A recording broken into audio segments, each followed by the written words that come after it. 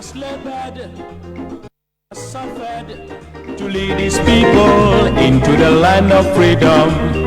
He is the Redeemer and the champion of liberty, of human equality.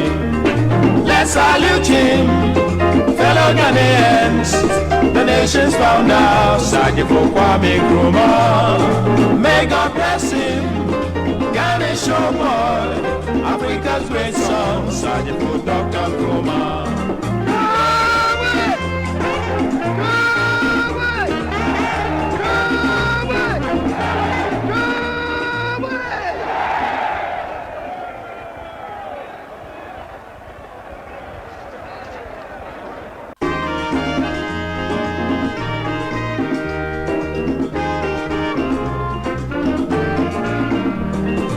He has labored, he has suffered to lead his people into the land of freedom.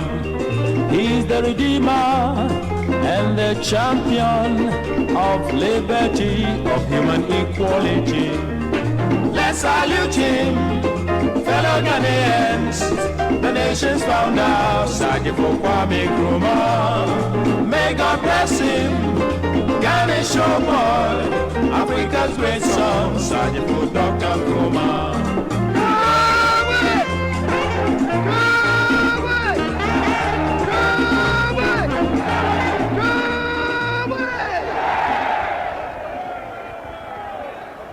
And we are live from the studios from, I apologize. We are actually live from the premises of Pan-African Television this morning. And as you can see, today we are operating before a live audience. So let me start by saying a good morning to those who have joined us this morning from the premises of Pan-African Television. Thank you for making time to join us this morning. For the first time, we are usually assured that they are watching and listening to us. But for the first time, I get to see how they react when they listen to some of the things that are said by our panel. So it will be a wonderful experience.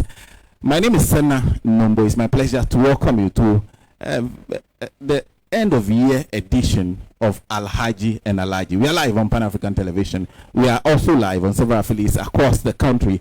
We are live on Radio Gold 90.5, Radio Gold 905 FM, also on Facebook, all online. We are live on Volta One TV in Ho. We are live on Global FM in Ho. We are also live on Bawa Radio in Yendi, Matambo Radio, and Diamond FM, both in Tamale. We are live on Shine FM. We are live on Nyawasi Radio in Katakrachi. A big thank you to all those radio stations. And once again, good morning to those of you watching us from the comfort of your homes, your offices, and wherever you are doing the watching or listening.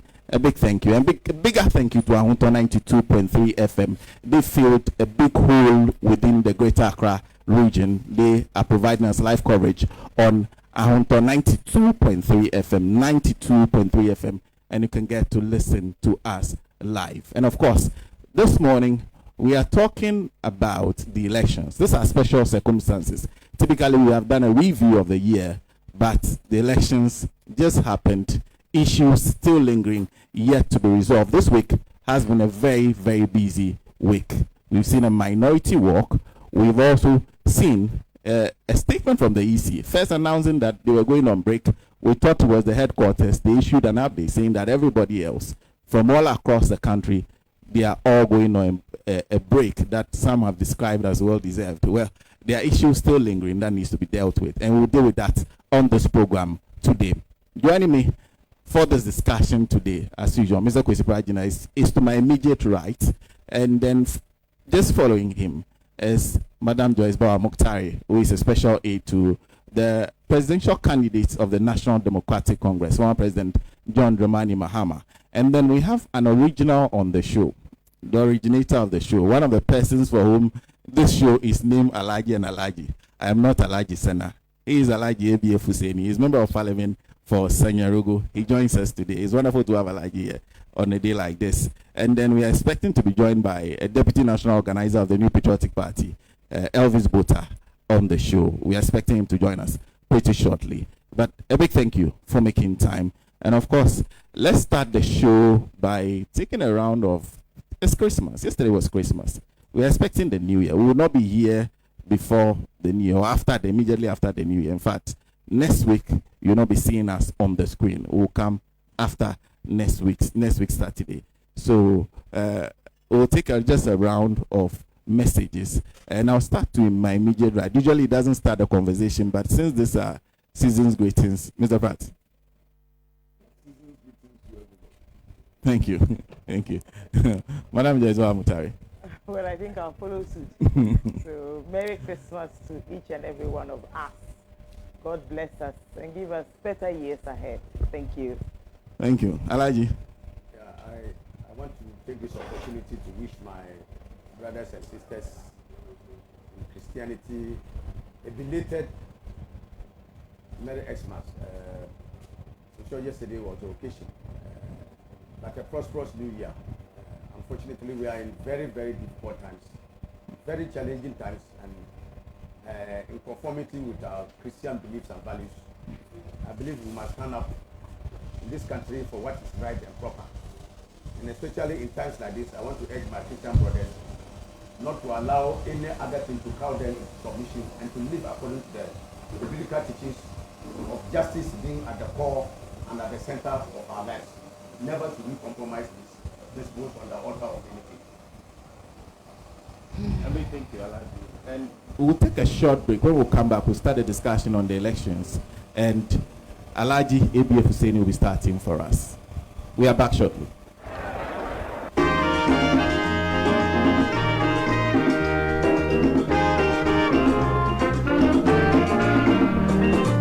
He has labored, he has suffered to lead his people into the land of freedom.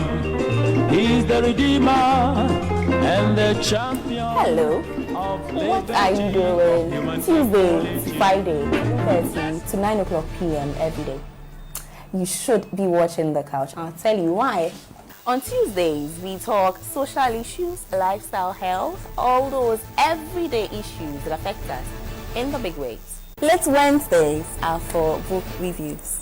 Thursdays are for the hard talk, those socio-economic, policy-oriented, political questions that demand for the tough questions to be asked. Our personality profiling Fridays, when we get to know the stories behind the winning personalities we love. Inspirational story from inspirational personalities. Hey, listen, you really cannot miss The Couch with me, Amma, but still the only TV show with a hat.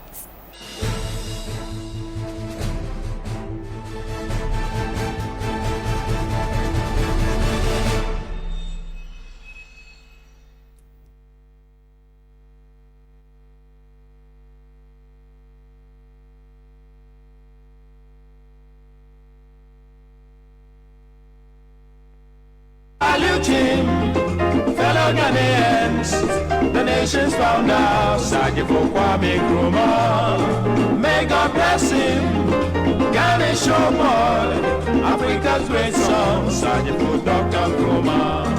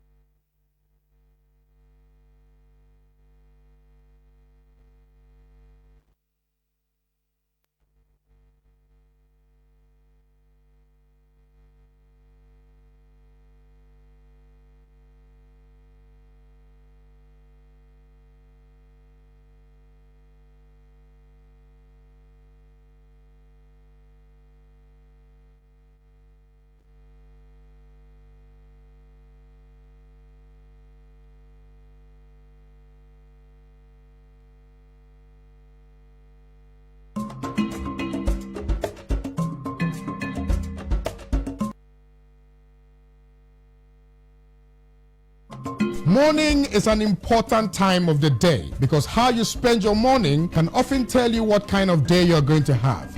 I want you to have a great day. So start your day with me because I can guarantee a great show every weekday on Good Morning Africa right here on Pan-African Television. I will be serving some inspiration, news, business, health, newspaper review, music, and so much more. Join me, Kwame Owusu Danso on Good Morning Africa on Pan-African Television. Let's have a truly African morning. Medasi.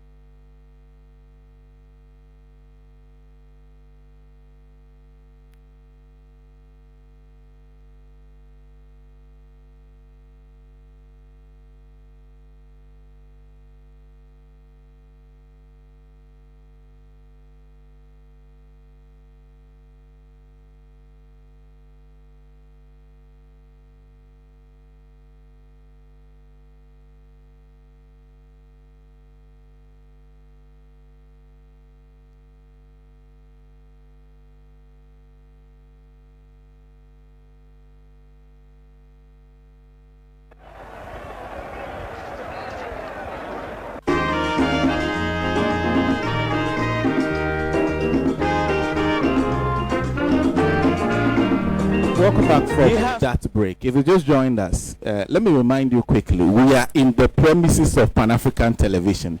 The reason is so that you can join us here and come and share your views. So if you're close by, if you can, walk in. You are invited. Come and join us. There are seats for you. You can sit around and watch what is going on. We are in the premises of Pan-African Television, a public event. A big thank you for making time for Alhaji and Alhaji today. And of course, a big thank you to our partner stations once again. If you're just joining us, I introduced the panel. It's been quite a while. So, Comrade Kwesi Prajina is with us.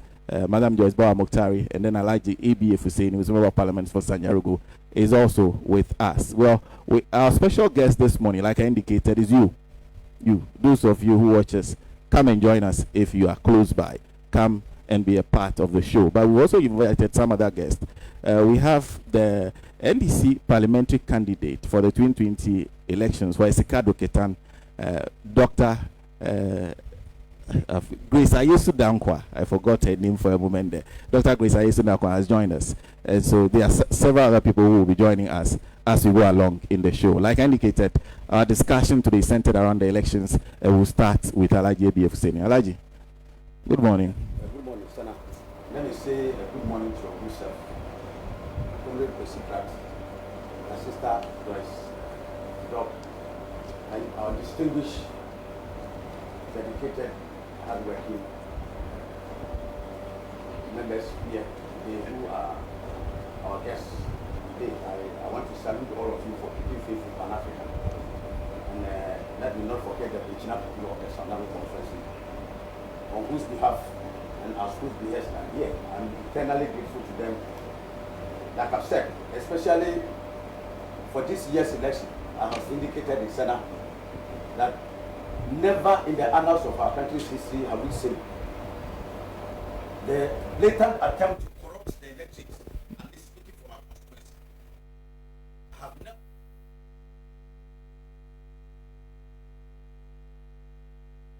It's incredible. The level of opulence and the extent to which them people go to try and grab the election. But the Burkina people of the Sena Nombo exhibited their integrity and refused to put into that. I want to salute them for that exemplary act of standing up for our democracy. So now we are talking about these elections.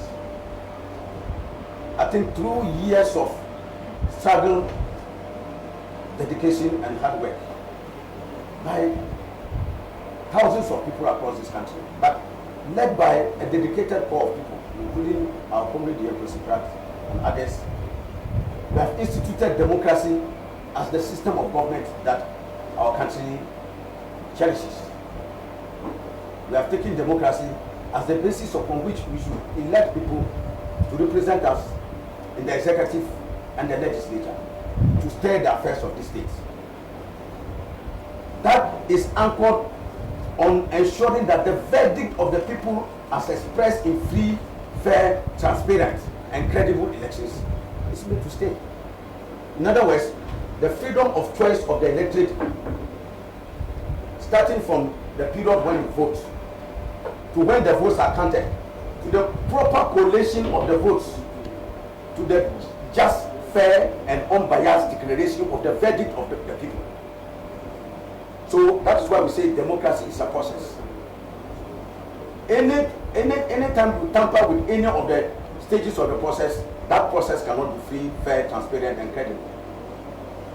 And so that is the totality of the area of operation that we are talking about today. Sad to relate today, one of the persons who has been involved in these demonstrations and others, and who, I may say,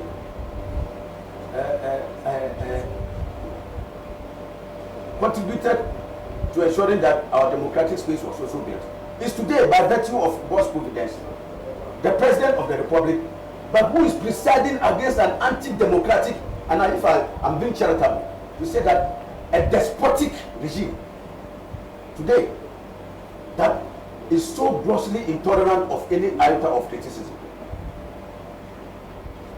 Today, the NPP government and the Nana Akufo can condemn all other sectors of dissent. But if you dare criticize the government, even with just a statement, they will come at you with a sledgehammer. They will throw a kitchen sink at you. And so that is what has been now brought to our democratic sphere. And so now I said it on Alhaji, I think a week after the current chairperson of the Electoral Commission was appointed. And I said it at that time, and I said I want to be contradicted. I would very much love that what I'm saying did not come true. That Madam Jean Mensah, Dr. Bosman Asari, and others were being appointed to the Electoral Commission to steal the mandate of the good people in the 2020 election and give Nana Akufo-Addo a second term. They were being recruited purposely for that act. Sena, today it's sad to say that I've been vindicated. The last election that we have just gone through, never in the annals of our country's history have we seen anything like that.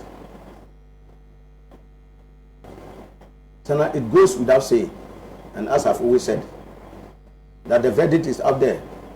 Anyone who dies in the market doesn't have his funeral being announced.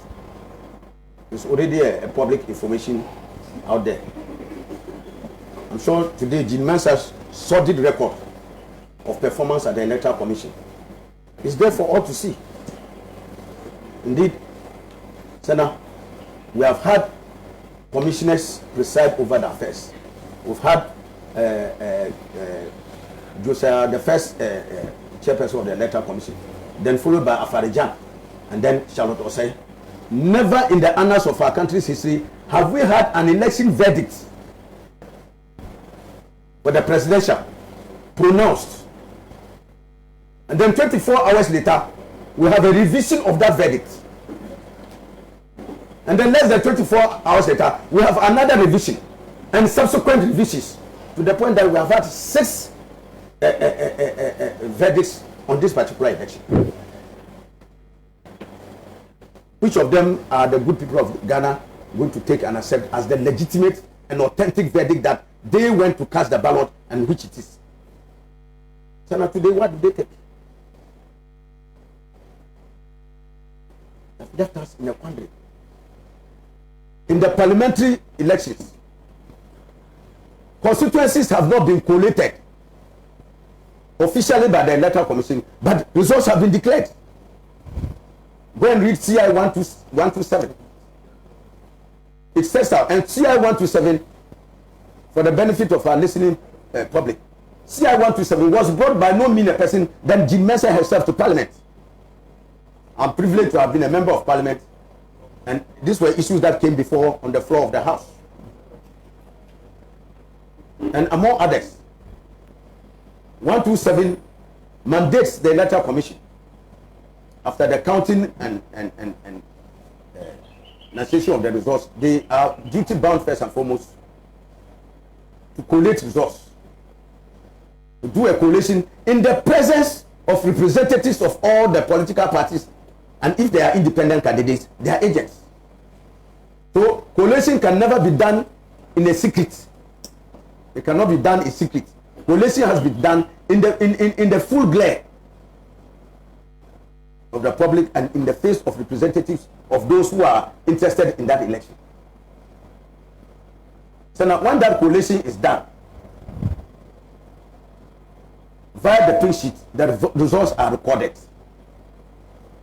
127 also mandates that when that result is declared, copies will be made available to agents of the parties that are contesting that election. So every political party or independent candidate who is a contestant in that election, it is mandatory. In fact, 127 uses the word shall, that the EC shall make copies available to the agents of those political. So it is not an option. It is not at the discretion of the EC to decide whether they give you copy. The operating word is shall, and shall is mandatory in law. So now, that apart, a copy of the declared result is to be posted at the venue of that declaration. That is where the declaration is made, at that venue. A copy of the authentic result is to be posted on the wall. Senator, I can tell you in a number of these constituencies where this is happening. The most controversial of which is Techma South. No setting. All these things have initiated. None of them have been complied with. Yet the Electoral Commission has gone ahead and declared Techma South for the new Patriotic Party. They have done so in some other constituencies. My sister is here in Esikado Ketan. According to the pink sheets that we in the NDC gathered, Esikado Ketan was one of the constituencies we won. There were counts, recounts, and recounts. And you know that false declarations were made. And the number of seats that we won per our collation of the results in a number of police seats was that our last count 140, 141 seats that the NDC won in the parliamentary elections. So clearly, if you put what has happened at the presidential and both the parliamentary elections, clearly the NDC won this election convincingly. So I take note that before we went for these elections, and still in this parliament of this republic, the 7th parliament, the MPP had a majority of 63 seats.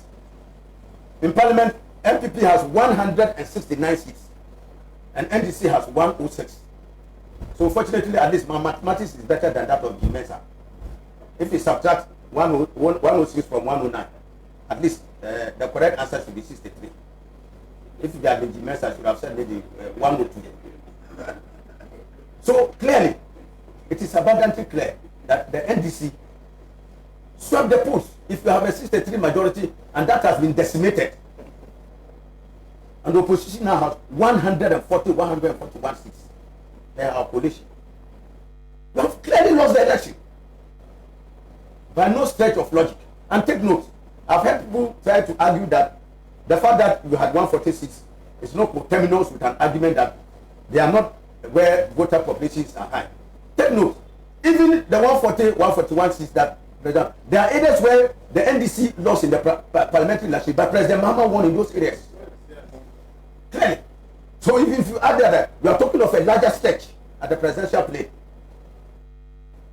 So there can be no doubt about the fact that Nana Akufo-Addo did not win the election. So now, go back and do the first computation. And that's why I'm saying that that is the product. You see, if you combine legendary incompetence with deliberate act of fraud, you have disaster on your hands. And that is what we had with this Jimesa Bosman-led Electoral Commission. In their bid to steal, they did not take cognizance of the fact that we are dealing with figures, and anytime you add on to figures and others, percentages and others will change. They were not clever at stealing. So now go and do a calculation of the very first, on the 9th of December, the result that was declared. If you put Nana Akufo-Addo's vote over the total votes cast, people have brought a lot of liars here. Times 100, we are going to get a percentage. The EC gave 51.9%, which was false.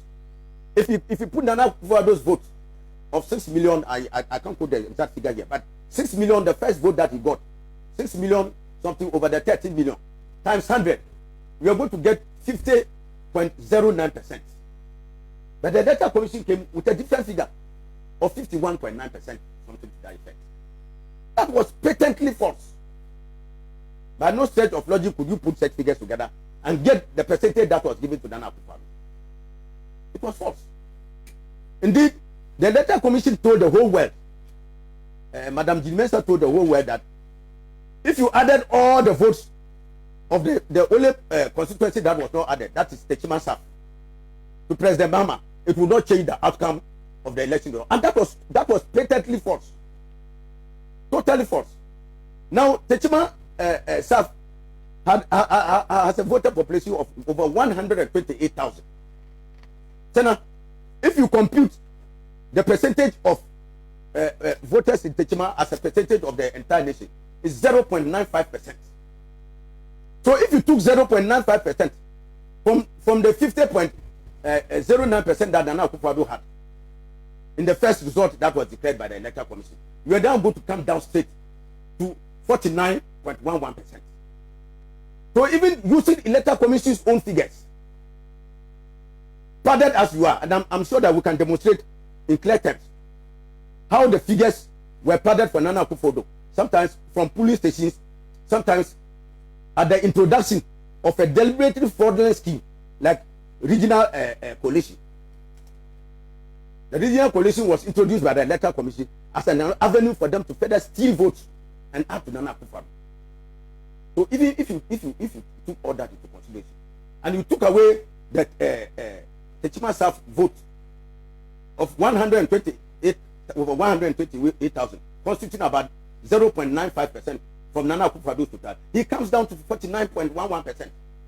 The constitution of this republic mandates that for anybody to be declared president-elect, you must achieve a minimum of 50% of the vote plus one. 49.11% is not 50% plus one. Granted that the bloated figures of the Electoral Commission are even what we take into consideration. It did it. Then you had all these subsequent revisions. Some of it very ridiculously. The total of all the votes and others summed up came to 103.something%. That's Jim Mensah's Electoral Commission. The Electoral Commissioner recruited by Nana Akufo-Addo to steal the ballot, steal the verdict of the people for him. So you had situations where even in an attempt to beat it down, they came subsequently and they came to 97%. So none of the figures were adding up. Why? Because the theft that they did could not get it in a manner, they couldn't do it so efficiently that the figures would add up. So even today we are stuck with this in this quagmire. And in the face of the protest, what have we seen? Sena, 8 people have lost their lives. The most precious thing that any human being has is their life. I'm sure you know the one to call that Nana Akufo-Addo said some time ago that he will not want to be president by shedding a single drop of blood. Today he's swimming in a pool of blood of Ghanaians whose blood have to be shed for him to become president. Today, the one who was an Olympic record for demonstrations is today telling us that through police and other things that he wants to use to create a regime of oppression and suppression, that Ghanaians can no longer go on demonstration. And that in Accra and other areas, demonstrations are banned until somewhere in January. That members of parliament who disgusted about this bogus and fraudulent result are taking a walk to the Electoral Commission to present a petition to the Electoral Commission. And he chooses to send the police after them to clamp down on members of parliament, to clamp down on dissent, to make sure that no Ghanaian today is able to speak. But I say that you can never frighten a chief warrior with a mustache. We can never be cowed into submission as Ghanaians. I want to take this opportunity, Sena, to say without any iota of reservation that the NDC will use every legitimate political, constitutional, legal, and other means to ensure that this flawed verdict, this bogus and fraudulent verdict, will not be accepted today, will not be accepted tomorrow, will be fiercely fought until justice is done, until the true verdict of the people as expressed on 7th December 2020 is attained. Sena, democracy, like I said, we members of parliament summoned the interior minister to come before the house to explain the circumstances under which such numbers of lives were lost during this election. The interior minister, in his response to parliament, indicated that those who shot and killed the Ghanaians were not members of the regular security forces. This is Honorable Ambrose Derry's statement before parliament, that they were not members of the regular security forces that we know. In other words, they were not state police and other security forces. So what does that tell us? It means that there are death squads or militia outside there that are being commissioned to go on the killing spree and shoot and kill and maim Ghanaians under the watch of Nana Akufo-Addo. So did we go or did we come? Who are they sacking in the evening and is greeting good night? These are people who came to us to tell us that a vigilante law has been passed. And in the shadows, they are operating vigilantes.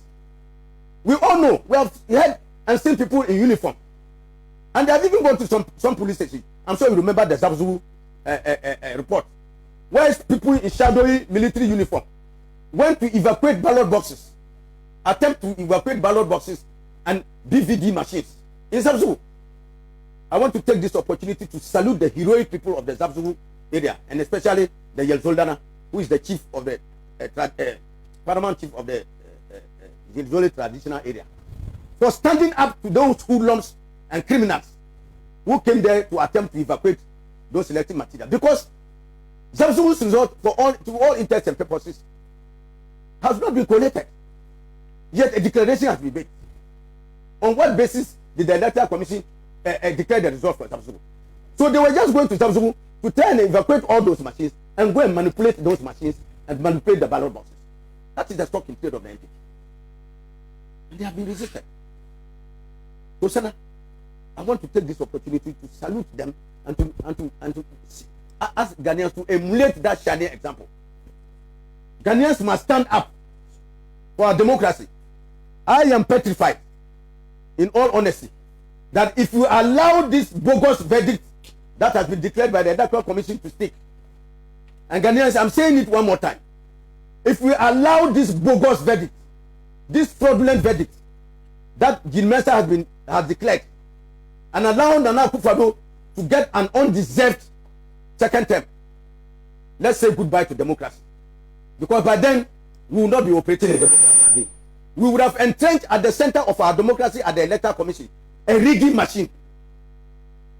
Electoral Commission chairperson and a deputy brought deliberately to steal the votes cast in an election.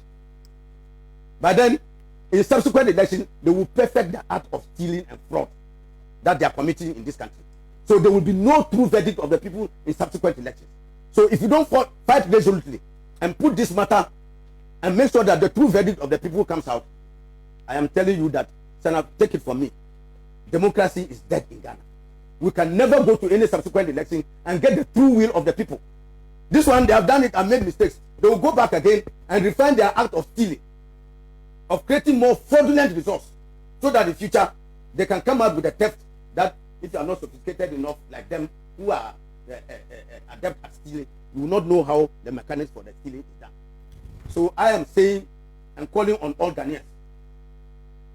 This is not an NDC matter. It is a matter for all Ghanaians. Because, like I said, our democracy is in peril under the Nana Akufo-Addo government. Our democracy is in jeopardy. It's totally on the brink of collapse. And if we don't rise up as Ghanaian people and rescue our democracy from the hands of these people, they will carry us to where we never dreamt of ever going. And so, on that score, Sena, I want to urge that in as much as I don't speak for the NDC party, I will speak for the minority in parliament in NDC. And I can say, I have said it, that not even the grandfather of the person who conceded this election to the NPP has yet been born. I can say without any other, I've seen members of civil society, the so-called moral society and others, the hypocritical moral society, who, when the theft is taking place, they are not interested in the conduct of the thief. A thief comes to take your property. They are not interested in telling the thief to desist from that act. They are telling you, the victim, that you should generally exercise patience. Let the thief take the thing away and then go to court and go and lodge a complaint. So, Sena, I am saying that they have a duty to themselves. When Allah Almighty, as a Muslim, I know that when Allah Almighty puts you in a position, tomorrow you will stand before Him for a day of accountability. All these people will have a day of accountability. Whether you are a judge, whether you are a parliamentarian, whether you are a president, or whoever you are, you will have a day of accountability. So even as that is done for the hereafter, let us here fight for what is true and proper for us. So I'm urging, without prejudice to what steps the NDC will take, because I've heard people say, if you have the thing, go to court. Why? I'm playing a football match with you and you are showing me which strategy to use, or which goalkeeper to put in the post for you to shoot, and the goalkeeper will dive in the wrong direction and the ball will enter the net. I will not. So it is for the NDC to pick and choose whether they want to go to court or not. And when they want to go to court. It is not the business of the MPP to dictate to us what strategy to use. Even in their own case, when they disputed the 2012 election, when did they go to court? They went to court on December 28th. What is today's date? So even by their own calling, and these results have been gazetted even later than what was done at that time. So where is the beef? So Sena, without prejudice to whatever measure the NDC will take as a party to contest this bogus and fraudulent election results, I want to urge Ghanaians to stand up. Sena, my belief is in the people of Ghana. They are the only people who can rescue us from this despotic regime that is trying to run down our democracy. Sena, it is important for the people of Ghana to stand up. Article 1 of this constitution, 1992 Constitution of this Republic, vests sovereignty in the hands of Ghanaians, and has made it a bounding duty on Ghanaians to stand up and defend our democracy. Any threat to our democracy is the duty of the Ghanaians to stand up. And standing up means the people should come out in their numbers. Hundreds of thousands of Ghanaians should come out in their numbers to show their revulsion against this rape of our democratic process via the imposition of people at the Electoral Commission who are their masters of fraud, perpetrating fraud, to give Nana Akufo-Addo a second term. So I would want in the coming days and others to see an intensification of the street protests. More and more Ghanaians should come out in their thousands, in their hundreds of thousands, and show their revulsion. That is the only language that can convey an unmistakable impression to this regime that listens but does not hear, looks but does not see, that the Ghanaian people will not allow their mandate that they conferred on the 7th of December to be stolen in such a capricious, vexatious, and criminal manner. Then I will come back again and go into the other areas of moral society and others and their duty to the good people of this country. Thank you, Alhaji ABF, who's Member of Parliament for Sanyarugu. If you're just joining us, the mother of all talk shows, Alhaji and Alhaji, and we've been joined by Elvis Bota, who is a Deputy National Organizer of the New Patriotic Party. It's been quite a while since I had him on the show. I'll come to you shortly, but let me just say, he came in the presence of Nganimba Kwayaja. I hope I got that right. He's a Deputy National Youth Organizer of the New Patriotic Party. And then we have Madam Teresa Wuni, who is MP-elect for Kaikwe North, who also joining us. Thank you. Those of you who are here, who usually send me messages, and I read for you, today you say it yourselves. So I've identified some of you, send me a message, I won't read. I'll pass the mic around, you say it yourself. So a big thank you. But you can still join us in the premises of Pan-African Television, where we are operating from. Mr. Bota. Let me take this opportunity to wish all our cherished viewers Merry Christmas, and in anticipation a prosperous New Year. It is important also for us to be able to thank God Almighty for the grace and opportunity to have seen this day. We started this year with people.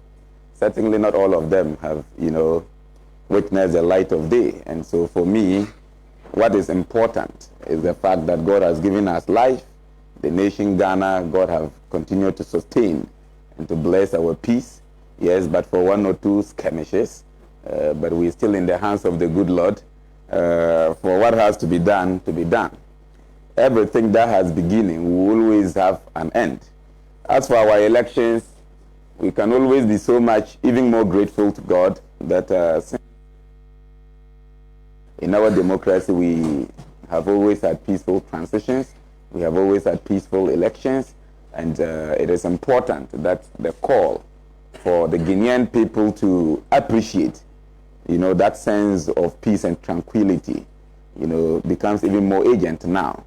Elections 2020, I guess, is what we are discussing now. And so I want to state from the outset that the elections, the December polls in 2020 was by far peaceful. It was devoid of, too much acrimony in terms of the processes leading to the voting, and even, in fact, the entire voting itself.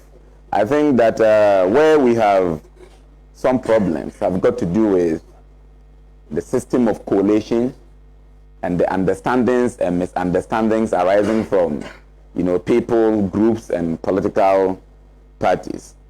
However, we have never had a perfect election in the history of this country. We have never had an election devoid of, complaints. We've never had an election devoid of dissatisfaction from losing parties. We operate a political system where people who win elections find everything correct about the elections. And at a situation where people who lose elections propagate all manner of theories that want to suggest that the process was either not credible or the declaration was fraudulent, as we have witnessed in the submission of Honorable ABA Fuseni.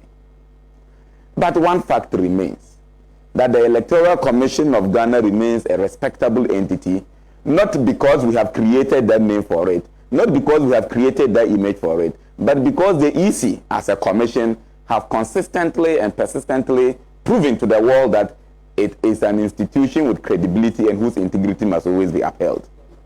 And so if you have gone through elections up and down, for me, what is happening today does not constitute any form of surprise for me as an individual.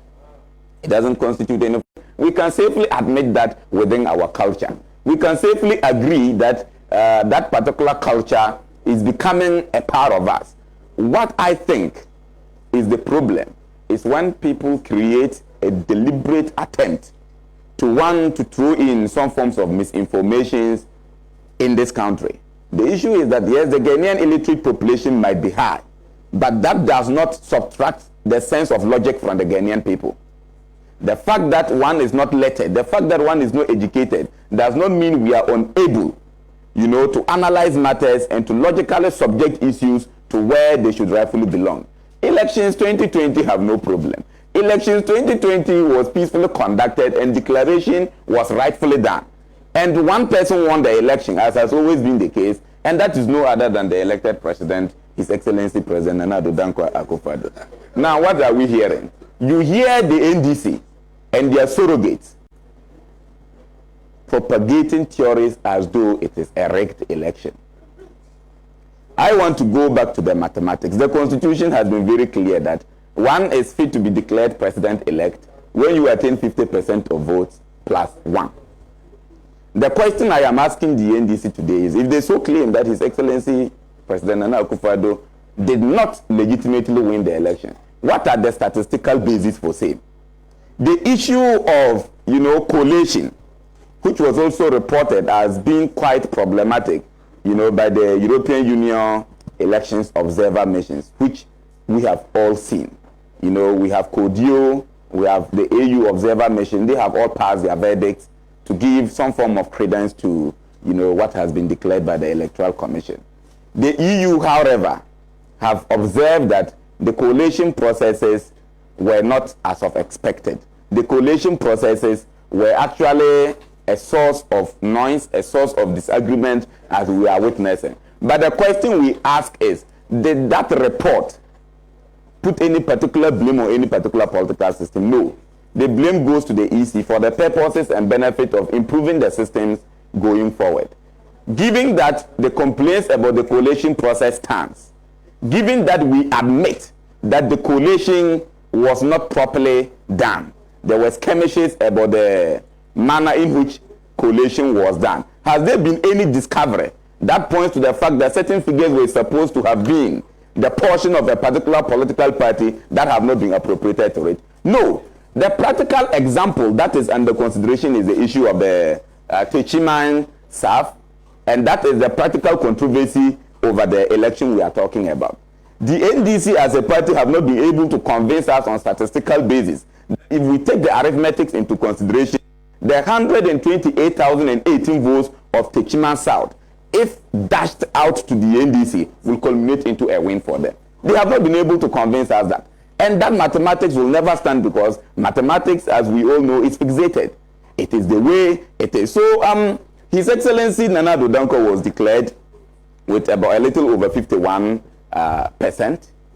as victor in this election.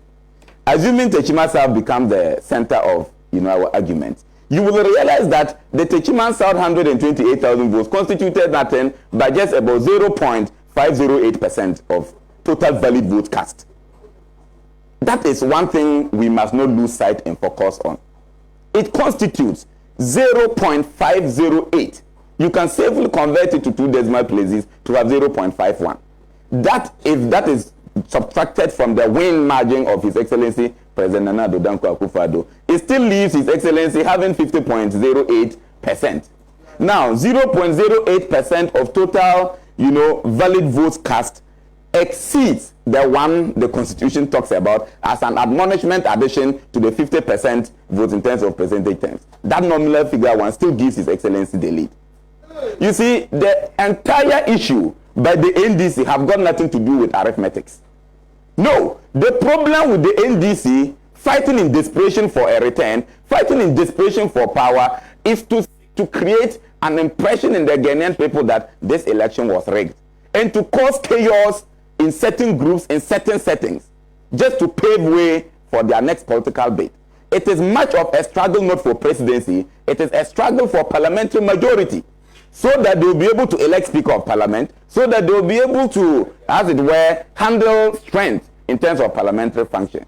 I don't have a problem if the opposition parties constitute majority in Parliament, because it's not going to cripple executive in any way. It is only going to improve the system of collaboration. It is only going to improve the systems of checks and balances we have in the country. And I am not convinced that His Excellency Nana Addo Dankwa Akufo-Addo have any ill motive in his exercise of executive powers, to the extent that he will be a worried man if he does not have parliamentary, majority. It wouldn't affect his presidency in any way. It wouldn't affect policy in any way. I think that in the interest of the good people of Ghana, not in the interest of the NPP, not in the interest of the NDC, not in the interest of majority or minority in Parliament, but in the interest of the good people of Ghana, no matter where majority of Parliament shifts to, it works for a better collaboration in our democracy, and it strengthens the very base for the functions of executive powers vis-a-vis that of parliamentary and even judicial powers. So, you see, inciting the youth, inciting the masses, to rise up in violence only confirms their very, whistled blowing in the earlier days preceding this election that they are a revolutionary party. Yes, we all stand up for revolutions when the environment calls for the revolution. You see why Ghanaians are not minding them? You see why all these days of protest, they are not achieving the intended results, which is to spark chaos and to possibly block the swearing-in processes of His Excellency. It is not working because former President Rawlings, of blessed memory, said that a revolution does not succeed unless the environment invites it. That is what is affecting the NDC. So this call and cry that the election has been fraudulent, Jin Mensa have been A, B, and C, we are not seeing it for them. We in the MPP, in 2012, when we lost elections, that we thought and held on to the belief that it was not properly lost. It was not lost on fair basis. Sena, we made similar noise, though we did not go to the extent they are going. There is nothing wrong in demonstrating. It is actually a legal and constitutional means that you can demonstrate to exercise your displeasure. But where your demonstration is not constructive and is either fueling, trouble, fomenting trouble on the streets, or it's one that bears the propensity to plunge the peace of this country into chaos, then it calls for the concerns of the very Ghanaian people the NDC and ABA Fuseni are calling for support. It simply does not add up to fundamental logic, and I think that there is a critical and basic lack of understanding in the manner in which we are going. Suffice it to stand that there are reasonable and credible bases upon which their claims are built on. These claims will not exist in isolation, from relevant evidential basis upon which we can adduce the sense of direction they want to take us to. Now, the relevant state institutions responsible in interpreting say, in adjudicating over the matter, in interrogating these to settle the matter otherwise than the EC, is the judicial system, which is the courts. What is scaring the NDC from going to court? He made, an analogy that's want to suggest that even if the NPP's example of 2012 is to be considered, we went to court on 28th December. That is correct. But we did not invite people to war prior to 28th December. We did not. We did not. You may disagree. We did not invite people to war. We did not burn ties on the street. No, we did not burn ties on the street. We did not. We did not run over the streets without evidence. We went to court because we felt we had factual basis for our claims. And it was in the bosoms of the court to decide whether what we have submitted to them was credible or not. The courts have what it takes to assess and ascertain the veracity of the claims. These people who have become, I had always known the NDC will actually become a pressure group when elections are declared. And true to my word, true to our prediction, they have become an unbearable pressure group to the annoyance of the people of Ghana. If there was much credibility in what the NDC is talking about, the over 6 million people who voted for them would have all been up in arms on the streets. That is not happening. Let me tell you that if you seek to overturn justice to your favor on the streets, remember that an equal number of over 6 million people with a percentage increment than what you have had, okay, will equally rise up for the NPP. So the point I am making is that the streets are not the place. If you think you have gotten fundamental basis for which your claims must be heard, sit down, put it into practical sense, go to the court, resort to the appropriate authorities for redress. But you are not thinking of going to court, or if you are thinking of going to court, your actions on the street, your conversations, even on this platform, does not suggest same. The question now we must ask is, what is the practical objective of the NDC? The entire world can stand up against me on this platform on this matter, but the truth is that the mathematics do not add up. The NDC till now have not been able to tell the Ghanaian people that these are the results emanating from constituency A, constituency B, constituency C, which when computed in this manner as they think appropriate, will culminate into a percentage of win for the NDC. And that have not been done. Rigging have happened here. They have swindled figures here to the favor of His Excellency. They have not been able to give evidence of this. So what is this noise about? What is this confusion about? That Mr. Mahama must necessarily in his comeback rule this country again? If you think that there is so much confidence about the man you are talking about, then go to the appropriate authorities. Or we fear that no judge can overturn electoral results in this country. Is that the scare of the NDC? Because we heard this in 2012.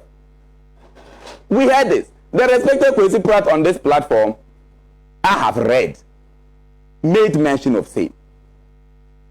I do not hold on to that belief, and I will not accept that belief. Our courts have gotten what it takes, that if we satisfy the standard for overturning presidential results or any form of results, they will do so. So it leaves us thinking. He was talking about morality in this discourse. And that is what happens when people are running away from legality. They want to resort to morality. But the issue is that to a very large extent, what is legal must have a good modicum of morals in it. If morality is the bar we should hold on to, if that should be the pillar against which we should lean for the peace and tranquility we want in the aftermath of elections 2020, thus what we see on the screens today, what we see on the streets today, does it rise up to the call for morality? Does it? I will appreciate and will probably support the NDC in whatever demonstrations they are doing if they are able to convince us on arithmetic basis that the elections was won convincingly by His Excellency former President Mahama. So, Sena, I think that even the media have a responsibility, to interrogate this matter properly and let the Ghanaian people know. Till now, you are a media house. Let the NDC, we have gotten representation from at least 2 leading members of the NDC on this platform. Let them convince us. Put a marker board here. Let them convince us that if you add 1 + 1 + 2 + 3 across the 275 constituency, it yields a win for Mahama. That is non-existent. It is not. So all these lamentations and frustrations here and there does not add up. On the question of morality, if you found the Electoral Commission fit enough to have declared you MP-elect for Sanergu, and you think that the same EC is not credible to have declared His Excellency Nana Addo Dankwa Akufo-Addo as president, then there is a fundamental question to be asked. There is. I contested the Nadoli seat. I lost. I am of the NPP. If the EC was a surrogate of the NPP, then let them declare all parliamentary candidates of the NPP victors in the elections. So on the one hand, you appreciate the works of the EC. You jubilated when they declared you. On the other hand, you are lamenting over the declaration of defeat for your presidential candidate. Please, let us pay each other all these things. And I think that if what has to be done will culminate into a 10, His Excellency Nana Addo Dankwa Akufo-Addo don't have a problem if the court says, Massa, you have not won the election. He will humbly step aside. But not when you think that on the basis of your prejudice, you don't want to go to court because you know that conjecture and speculations is not what the court interrogates. You resort to media houses, you resort to the streets to want to convince the population, to want to convince the people of Ghana that what went on happened wrongly. Attacking the person of Jim Mensah, I don't have any problem with that. If you have basis to attack Jim Mensah, there is no problem. And I am not speaking for the EC, but I am speaking on basis that these people, they are not grounded in facts. And that is why what we are seeing is only grounded in speculations. And I am saying that whether legality or morality becomes the order of the day, speculative justice cannot be handed. It is not possible. They are not the only Ghanaians. They should spare us.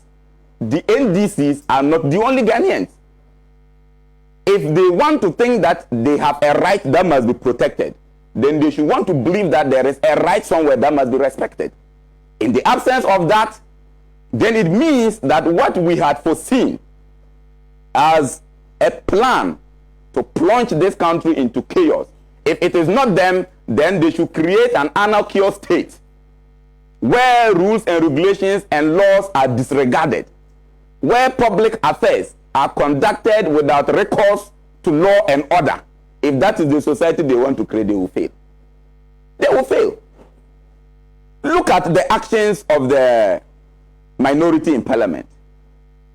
A well thought through action that let's present a petition to the EC as basis for which a determination can be made on what their concerns and grievances are. Perfect. Perfect. What did we see in the practical example of their marching up there? Then you tell us it was a walk. It was not a demonstration. Define to me what a walk is and what a demonstration is here. You could have worn sneakers and jog on the street, and you could have worn sneakers and walk on the street. Then we know that you are up to sports. But you don't get up and go in the manner in which you were going there. Then you are convincing the Ghanaian people that it was a walk and not a demonstration. For which reason you were not mandated under any laws to inform the police about it. I mean, the hypocrisy must end. When truth stands, you do not need the support of 1 million people to speak the truth. You do not. So if their truth stands, it does not take many people rioting on the street. It takes just 1 or 2 people. The Constitution have allowed the president-elect to be sworn in, and that will happen. The same Constitution have created a situation where he who is aggrieved as a presidential candidate go to court, file an elections petition, have the matter adjudicated upon. Look, fact, the NDC lost the elections. If the NDC thinks that it hasn't lost the elections, please present documentations. They had polling agents in every single polling station. These agents have signed documents. If you think that what the EC have published, and I'm talking in terms of the pink sheets, if they think that what the EC published is not right, is not accurate, is not the appropriate document, your agents in every polling station brought you copies of their signed pink sheets. Or the NDC didn't have copies of pink sheets. Or some political parties didn't have copies of pink sheets. Go and simply tabulate what they have brought as basis to kick against what you think is fraudulent, which the EC have published. You cannot throw dust in anybody's eyes. It's not possible. It's not going to work. I would appreciate that if they do that, say on the faces of these pink sheets our agents brought to us, they had their tabulation system parallel to that which the EC had. Why till date can't they tell us the figures emanating from those pink sheets they had gathered from their own central tabulation?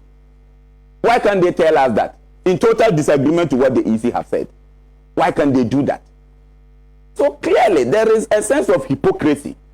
There is bad and ill motive in the actions and inactions of the NDC if they cannot come out to tell us that ABC are the basis for which we expected XYZ results, but for interruptions in social polling stations, this figure would have stood. Then we will all interrogate it. Otherwise, I do not think that there is any fraud in these elections until we are proving that there was fraud. Okay. There was no fraud in this election. It wasn't fraudulent. Otherwise, let me go and organize people. Then we also start marching on the street that the results is not fraudulent. Is that what we want in this country? Well-meaning Ghanaians are very much disappointed in the NDC for their actions and inactions on these elections.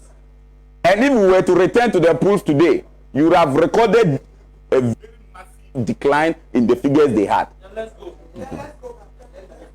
So you see the test. This is exactly one. Then let's go. We are going nowhere. The constitution allows for one elections, and that election happened on the 7th. That election saw ABA Husseini as MP. That election, I'm not running away. If we had that avenue, fine. The avenue is not there. If the avenue has to be created, then we have to resort to parliamentary processes to amend our constitution first. Okay. You understand?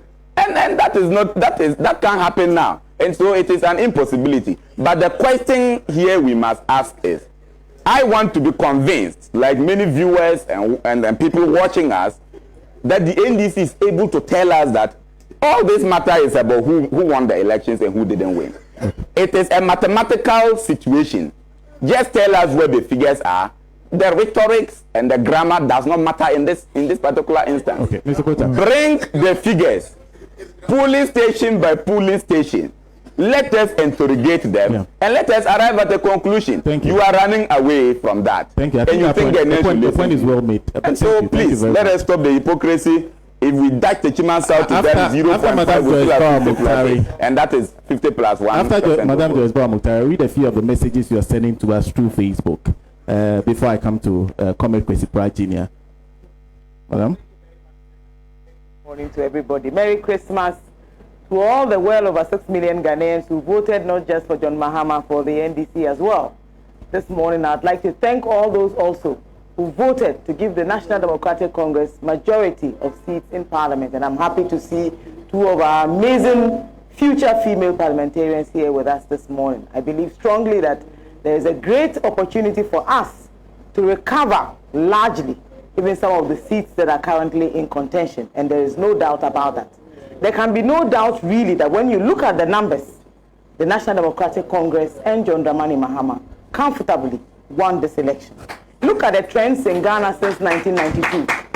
When have we had a situation where you can have a political party that gets at least 140 seats in Parliament? In fact, even 141, save for the myriad and raft of efforts and force that was used literally to push and force some individual members of Parliament out of the seats. We watched the video of Sena West.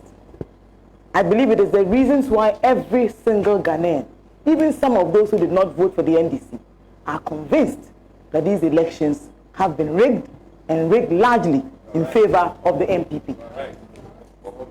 John Dramani Mahama is one of those individuals, and everybody knows him. I've met a few individuals who have asked me, but this is a man who conceded happily even as an incumbent in 2016. Why would he decide not to concede? And I recall that even in times past, John Mahama had always indicated that he would not in any way accept a flawed election. Look at the antecedent even to the appointment of the current commissioners of the Electoral Commission. I mean, Jean Mensa tried very well. I mean, let's give her some credit for making every effort to secure a second term for the New Patriotic Party and for President Akufo-Addo. Even in that attempt, she failed woefully in the public glare. Look, the whole world is watching Ghana. The very early and first declaration, even the idea that they were willing to give the results in the space of 24 hours, did not make sense to a lot of people. In any case, we were in a COVID situation. We were actually going to be spacing out and creating some efforts to allow for everybody to vote. It meant that the queues would be longer and probably the process would take even much longer. But this was an EC that was convinced that in all of the efforts and ideas they had put together, they were going to deliver the results in a very short space of time. And you can tell that this is an EC commissioner who loves to, record first. Even when you just walk past her, she will quickly come up and say, this is the first time this is happening. Very elaborate ideas. But we also know that the EC has come a long way. In some cases, the EC has reformed itself. In other cases, the EC has been forced through processes of legal approaches to reform itself. Look at the conversations that even characterize the initial attempts to secure a new voter register. We all now know that that is actually probably a failed attempt. What at all did the register actually achieve? Were you convinced that there were any ghost names really? That register was bloated? Did they actually succeed in convincing anybody? Look at the challenges even to do with the exhibition of the register. Be that as it may, and with all the efforts to thwart every effort by the National Democratic Congress, we secured the mandate of the Ghanaian people to rule this country. All the attempts by the EC and aficionados of the New Patriotic Party and government, for example, to subvert the will of the people is not going to work. In any case, under the 1992 Constitution, we are actually at liberty, freedom to associate, freedom to demonstrate. Likewise, there's a freedom for you to seek legal redress, and we all know that. It will not be the first time that the NDC will be going to court. It will certainly not be the last time. And President Mahama has indicated categorically that he will expect us to use all lawful and peaceful means. I'm sure we all recall what happened in Thailand in 2015. You remember the leadership led by the General Secretary of the party himself, Honorable Asiedu Nketia. At the time, President Mahama was in office. Even President Mahama himself called on the security agencies to do everything in their power to ensure that there was peace. In Atebubu, for example, a district chief executive was sacked after the riots that took place. This is when a leader knows that something that has gone on is not right and is willing to seek redress or bring about change, or to ensure that he brings his voice to bear on the process. I have personally observed all the innings and outings, and I've looked at all the fits and spats that are going on. I have no doubt in my mind that most of the individuals who were used to subvert the will of the people in some constituencies in particular, where there was no collation, ballot boxes were snatched, even some vehicles with GV registration numbers were sent that were not Electoral Commission vehicles to pick up and hijack ballots and what have you. These were all attempts that were made after the ruling government realized that indeed they had become the underdog, that most of the attempts and threats had failed to work, and that Ghanaians were still willing to vote for change. There is nobody in this room who has any doubts that Ghanaians indeed went out there to vote for change. The MPP arrived in 2016 with 63 members of parliament, higher than the NDC's 106. It was one of those majorities that had been rarely seen. It was so emphatic that irrespective of all the things and fallout that happened, we were bound to accept the declaration by the EC. The EC itself, in its declaration even on December 9th, had a conclusion that the elections were actually over 100%. Whether it's even by 1%, 0.2 or whatever, but at least it was 100.03. That within itself leaves enormous room for concern. The various errors and corrections that have been made since then, numbering about 6, within itself leaves a lot to be desired. Legally, any Ghanaian can go to court to challenge a declaration that was fraught with numerical and arithmetic challenges, numbers that simply did not add up and did not make sense. In any case, take, for example, the parliamentary seats that are outstanding. People did not just go there to vote for the member of parliament. They also cast their ballot for the presidential candidates. So if, for example, there's a dispute over a parliamentary outcome, what happened to most of the numbers for the presidential? And in most of the cases that are disputed, the president or the flag bearer of the NDC won comfortably in those places. What has happened to all those numbers? You know, over the weeks, I've actually thought through a lot of these things that have happened. I've actually commented extensively on my various handles about some of these matters. The right to vote is actually almost as serious as our right to live. And the right of our ballots or our votes to be protected and preserved is an inalienable right. And it's a right that attaches to every Ghanaian citizen, and especially for political parties such as ours. The NDC has categorically challenged utterances, challenged the biases, challenged the approach even of the whole of the EC currently, as currently composed, to efforts at IPAC, to efforts at the advisory committee that were set up, all sorts of efforts even to ensure the EC's own transparency and probity have all failed.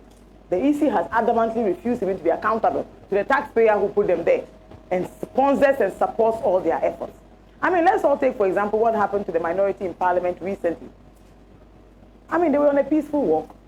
I don't remember that they were carrying any cudgels or had any whatever artifacts or anything really.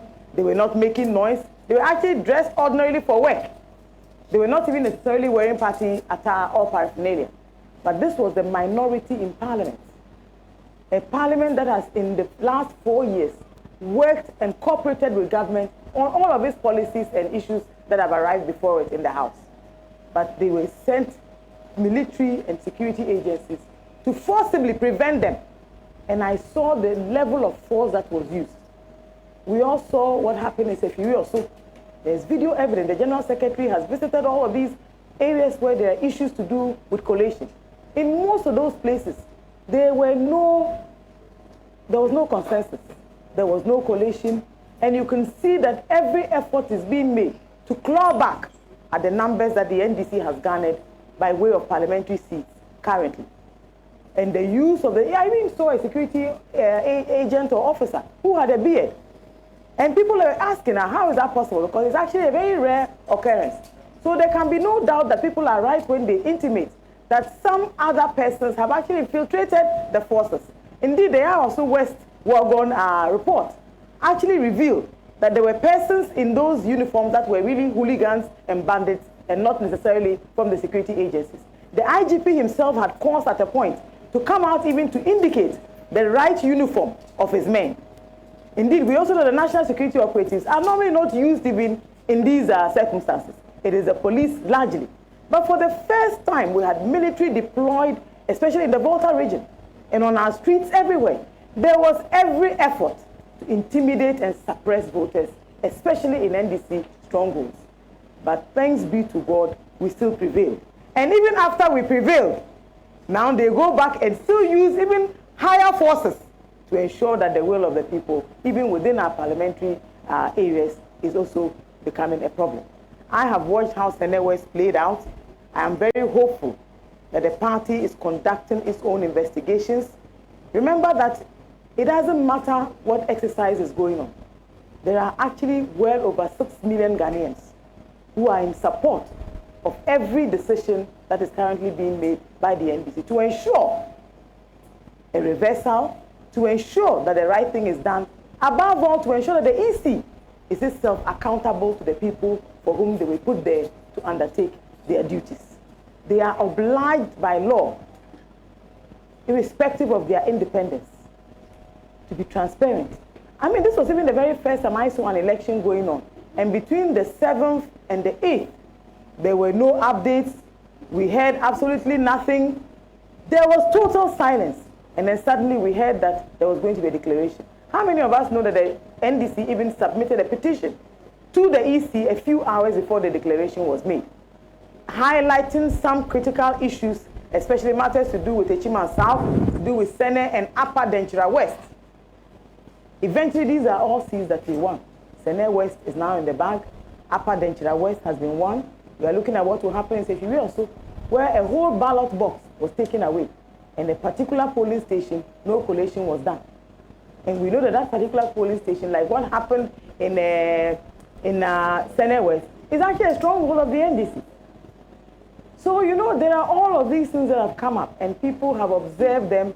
And, you know, there is a certain effort, every effort, by the New Patriotic Party, led by President Akufo-Addo himself, to prevent this declaration of the NDC as having won majority of the seats in Parliament, knowing very well what the repercussions would be and the eventual outcome that this might even have, even a bearing even on the outcome of the presidential race. Because certainly, even if you were to be adjudged as the winners of the majority in Parliament, take or leave it, that the presidency even, President Akufo-Addo is indeed president of Ghana. How does that make him look? For the first time, we have a hung parliament. I believe that any human being who is worth his salt, even that alone, challenges and questions your legitimacy. More than anything, it is a trend and a convention that has been established that whenever you find a political party that garners majority of the seats, exactly, there will be a similar groundswell for the presidential as well. But unfortunately, on this occasion, we are being told that the conventions no longer hold, that the numbers as we've known them historically should no longer be evidence of the fact that a particular presidential candidate has an edge over another. The EC itself haven't made all these corrections, and I am not in any way mathematically inclined, but I've listened to many of the orders that have taken place so far, the numbers of the overvotes, the pardon. You wonder where all these things appeared from. Even in some cases, the ink, instead of the normal one that we're all used to, there were these yellow ones in some of the boxes. So take, for example, those who were not conversant with these things, where a presiding officer himself is not as objective as he should be. So there is every exercise that I believe that the EC has itself undertaken by its conduct, by its own omissions, by certain activities that are taking place, that it was all in an effort to make the MPP win this election. And having failed that, there's now even an effort to go after the NDC and to secure and claw back some of the seats that we have actually comfortably won. Look at Okaiko Enough, for example. For 12 years, a seat, 24 years, fantastic, thanks for the correction, was held by the MPP. And look at the effort that Teresa put in. Why would you think that in a place like Greater Accra, which is probably one of the peri-urban regions we have in Ghana, would give the NDC 19 seats in parliament, 20 seats in parliament? You know, 20 seats in parliament in Greater Accra. And look at the map, even on the EC's own website. It describes how broad-based the National Democratic Congress is in every part of Ghana, even in the eastern region. How is it possible then that we could perform like this across the country in the 16 regions? Even of the regions that were all created and were told that they should be expressing their gratitude to President Akufo-Addo for giving them regions, something that is guaranteed and enshrined by the Constitution itself. What happened even in those areas and in those regions? They lost completely. So on what legs are they standing? Even if we are looking at it in terms of an equitable distribution, how is it then possible that mathematically we can have a situation where the president is said to have won the election by the number of votes that they are actually referring to? I think that the NDC has done a yeoman's job. I think that many Ghanaians bought into our message. The People's Manifesto worked beautifully for us. It has actually taken us from 106 to 141 in Parliament. We will continue to use every lawful means available to fight for our rights, to fight for our voices to be heard, to ensure that the right thing is done irrespective. And in fact, don't forget that even if the president is sworn in on January 07, there can be no prejudice to the outcome of any matter if we seek legal redress and John Mahama is adjudged as having won this election, or that there's a rerun and John Mahama wins. Actually, it does nothing to anybody. All it means is that President Akufo-Addo, even if he was sworn in, has lost. What we should hope for is that we have a situation where our courts have the moral obligation, our courts will be willing to look at the evidence and the preponderance of probabilities and adjudge that indeed, having garnered this number of seats and this number of votes across the country, there can be no doubt that the NDC and its candidates should actually emerge winners of this last election. It is what we are actually eventually hoping for. I know that certainly our opponents will go on, but of course, court is just one of the remedies that are available to us. But of course, our right also to demonstrate should be something that we are entitled to. You know, I watched how the Greater Accra Regional Chairman was actually taken to court. There's currently an injunction even on the fact that no protest can take place in Greater Accra. And the police has actually adopted this process and even come out to come and give us correspondence in that regard. Why would that even be limited to Greater Accra if indeed they have every right and every fair reason to think that people should not go out there and demonstrate? In any case, it is our responsibility to notify the police. And actually, they must have very good grounds to decline these permits. So far, I have not heard that the police have given any good grounds or otherwise. Take, for example, what happened even in the previous years with Let My Vote Count and all of these people. I don't remember the NDC at any point in time declining those permits or even stopping everybody or going to court to stop the processes. People are deeply aggrieved by what has happened. People are very unhappy by what has happened. People are even unhappier that their right even to go out there and demonstrate has become a reason or a contentious issue. And I think that is what we should be fighting. How many more of our rights are we going to be allowing government to chip away? Government is a trustee for all of us. So if suddenly we have a government that used to preach the rule of law, and I listened to Senior ABA Husseini speak to all the others that were said in the past, that we can no longer even hold true. I remember when the Akwetia by-election violence occurred, then candidate Akufo-Addo, we all recall what he said. The same person, the purveyor of the rule of law, is currently in charge. And suddenly, every day, we are using the same rule of law to gag dissent, to gag opposition, and to stop the will of the people from manifesting in whatever way that it chooses. You know, we should thank the good Lord that John Dramani Mahama is actually one of those individuals, a very, very peaceful individual, a quintessential Democrat, a man who believes really in the cause of Ghana. So most often than not, he's the individual who will want us to do everything within a certain lawful or legal context.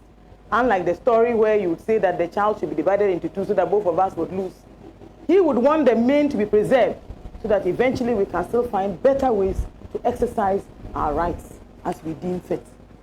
I have no doubt that the NDC did a great job, did a fantastic job, that Ghanaians have nothing against the NDC actually emerging as the winner of the 2020 election. That is not in doubt. And everybody should disabuse their minds of that fact. In fact, who actually occupies Accra? Accra has the largest in terms of voters registered in the country. So if Accra can give the NDC 20 seats, that should be a reflection of a microcosm of what the views of Ghanaians actually are. For the remaining parliamentary seats that are now in dispute, we must all gather whatever evidence we can find. We must seek redress. I listened to the General Secretary a few days ago, who even spoke to the fact that in the past, whenever there were disputes regarding outcomes where there's no collation, there's a need for a rerun, there was a convention that had emerged, that the EC itself will supervise this without them necessarily going to court. I have no doubt in my mind that with the current positioning of the EC, these are not conventions that will ever be upheld. The only way out is for us to go to court and seek legal redress. The Techiman South issue has actually become our clarion call. It is evidence of what should not happen in any peaceful election. It is how we should not want to see future.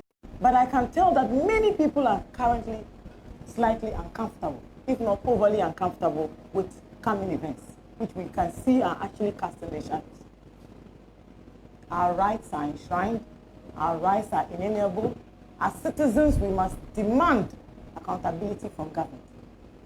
Above all, the EC is actually set up by taxpayers' money.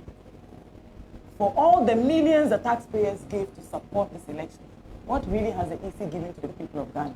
They could not even, for crying out aloud, have a declaration without issues. And what do we see now? They issue a statement, then you come the next day, so it's fake news. We had all these parliamentary results that had actually come and were floating in the system that had many errors in them. Even in some cases, the numbers of persons, like for example, in Madame's constituency, there are a lot more numbers on the list than even contested.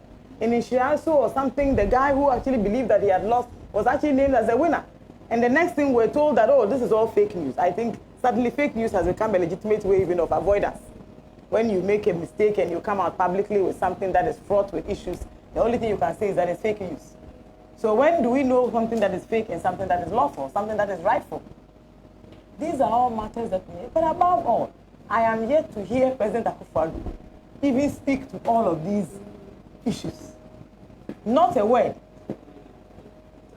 You know, absolutely just silence. So the question you ask is that, currently, really, who is in charge of this country? You understand? And I believe that for any government to overlook the fact that the largest opposition party has a huge following across this country and decide that you can actually trample on all of these voices and get away with it is within itself innocuous. It's a proposition that is totally untenable. It doesn't matter how many times our opponents say that we should go to court or come back from court. To come down from 63 seats to where they are now fighting with us over 1 is even laughable and leaves a lot to be desired. It just tells you that this government has failed and lost completely. To be honest, that they even go out there and defend this is mind-boggling. You know, sometimes I just wonder, is it just, yes, well, for me, why would we even continue to do these things? I mean, we've just come out of the recent elections in the United States of America, the world's own model for democracy. When did we ever hear from their electoral college? They were quiet, there were people communicating all over the place, the processes were allowed to go through, they went to court in some cases, they went where, name it. The president did just about everything that was legally possible, or even unlawfully possible. But the will of the people was very strong. At some point, he had even started to deceive himself that people will come out and demonstrate against the outcome of this so-called flawed election. Nothing happened. Suddenly, his own government and his own appointees started to leave. Then eventually, his own representatives in the Senate came out to disassociate themselves from him. Even the Attorney General resigned. I remember President Obama calling on Ghanaians to build strong institutions, not strong men and women. At a moment like this, you would wish that we had stronger institutions, that the Electoral Commission itself was actually more defensive of its independence than working as an appendage of the ruling government. Because when you talk about the independence of an institution, it is right from zero to the top. It is not just in the way you proclaim your independence. It should be seen even in how you go about your duties as an independent constitutional body. I think strongly that in this particular cycle, I have seen that the EC itself has not been able to be forthcoming. Even the pronouncements of some of the commissioners leaves a lot to be desired. It is for this and many other reasons, as we are all spoken to, that I look forward to the NDC clawing back whatever has been wrongfully taken away from us as a party. I know some of our PCs are real fighters. They will fight tooth and nail. And Grace is waving at me, she's one of them. You know, so every time the conversations come up around the legal committee tables, I tell them, some of them are fighters. They will fight tooth and nail for the right things to be done. The idea should not be just because you want to be in parliament or because you believe that you want to secure your seat. It is to ensure that this is not done to any other individual who contests for a seat. Okay. That if people have contested and that they have won the election, it must count. It doesn't matter how long it will take. And I'm sure we are following what happened in the Sal areas, in the Lolobi areas in particular, where the Venerable Chachichikata has decided to take it upon himself to bring a human rights issue because they were actually told on the 6th, a day, in fact in the evening about 4 p.m. was when the communication came. But we also know that in the past when this has happened, what is the practice? The convention is that you will continue to vote wherever it is you are registered to vote. But to come out openly to indicate that a certain category of persons, through no fault of theirs, should be unable to cast their ballots because of a creation that is not within their purview to do, but something that the state itself had failed to do. That also leaves a lot to be desired. I know that there is a lot of individuals in this society who are very upright, people who want to see the right thing done. We will continue to demonstrate it's our right so to do. We will continue to protest. It is within our rights to do that. We will also continue to seek legal redress. And our lawyers are very, very active. We've been around all the constituencies where we've had challenges, and they are working day and night to be sure that we file all the processes in good time, that we are certain that the laws will work not just for the NDC, but work for our individual parliamentary candidates who are going through all of, imagine the money they have to spend after what they went through even for the election cycle. I have no doubt that the NDC garnered enough votes to be declared winners of this past election. Thank you. Thank you very much. Thank you very much, Madam Joyce Bawa Mokhtari. I'm just being, there's an indication that we are live on Benya 105.7 FM and Reach 98.7 FM, both in the central region. I see Kwesi Dawood here, so I understand where the information is coming from. Wonderful to see you, by the way. Mr. Pratt.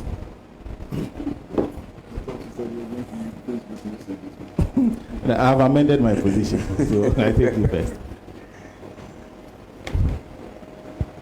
You see, all of you, those of you here, and those of you at home, those of you on Facebook and everywhere, can see for yourselves that this morning the set for Alhaji and Alhaji is adorned by pictures of great men and women of Africa.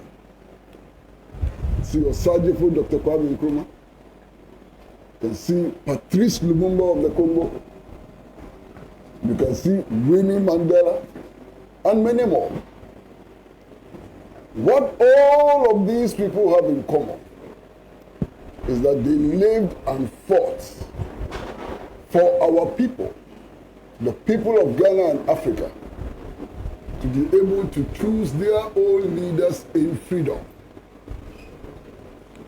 All the great men and women of Africa, including Toussaint Louverture, including Amilcar Cabral, including Nelson Mandela, including Martin Luther King, lived and died so that our people can freely elect their own leaders.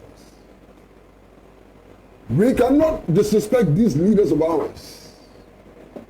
We have a duty to continue the battles which were waged by Sergeant Ajete, Corporal Atipo, Jenkrejewu, Kodobotio, and others. It is our responsibility to carry this battle on till its very logical conclusion. The struggle for our independence was a struggle to liberate us, to enable us to choose our own leaders freely and in a democratic atmosphere. Nobody, no institution, no power can deny the people of Ghana the right to elect their own leaders and freely. And this is a message which has to go to everybody. We are ready to become the new Kwame Nkrumahs of Africa. We are ready to become the new Amilcar Cabrals of Africa. We are ready to become the Martin Luther Kings of the United States of America. And no force can stop that. Those who are dreaming dreams of behaving like Emperor Bokassa, those who are dreaming dreams of becoming the Idi Amins of our world, those who are dreaming dreams of becoming the new colonial enterprise must shake themselves out of their sleep. Because if they don't, the people of Ghana and the people of Africa will wake them up from their sleep and they will see the reality. And the reality is that all of our people insist on their right to elect their leaders freely, without let or hindrance. I want anybody here or anywhere in the world to show me one institution and one person who disagrees that this election results are flawed. There's none. And I mean it. The Electoral Commission itself has made 6 changes to the initial declaration. If the declarations are correct, why do they keep making changes every day to the results that they themselves declared? Today, as we speak here, the Gazette done by the Electoral Commission is so full of errors, and I boldly predict that that is also going to change. So the Electoral Commission itself admits that something is wrong with the results that they declare, even the Electoral Commission.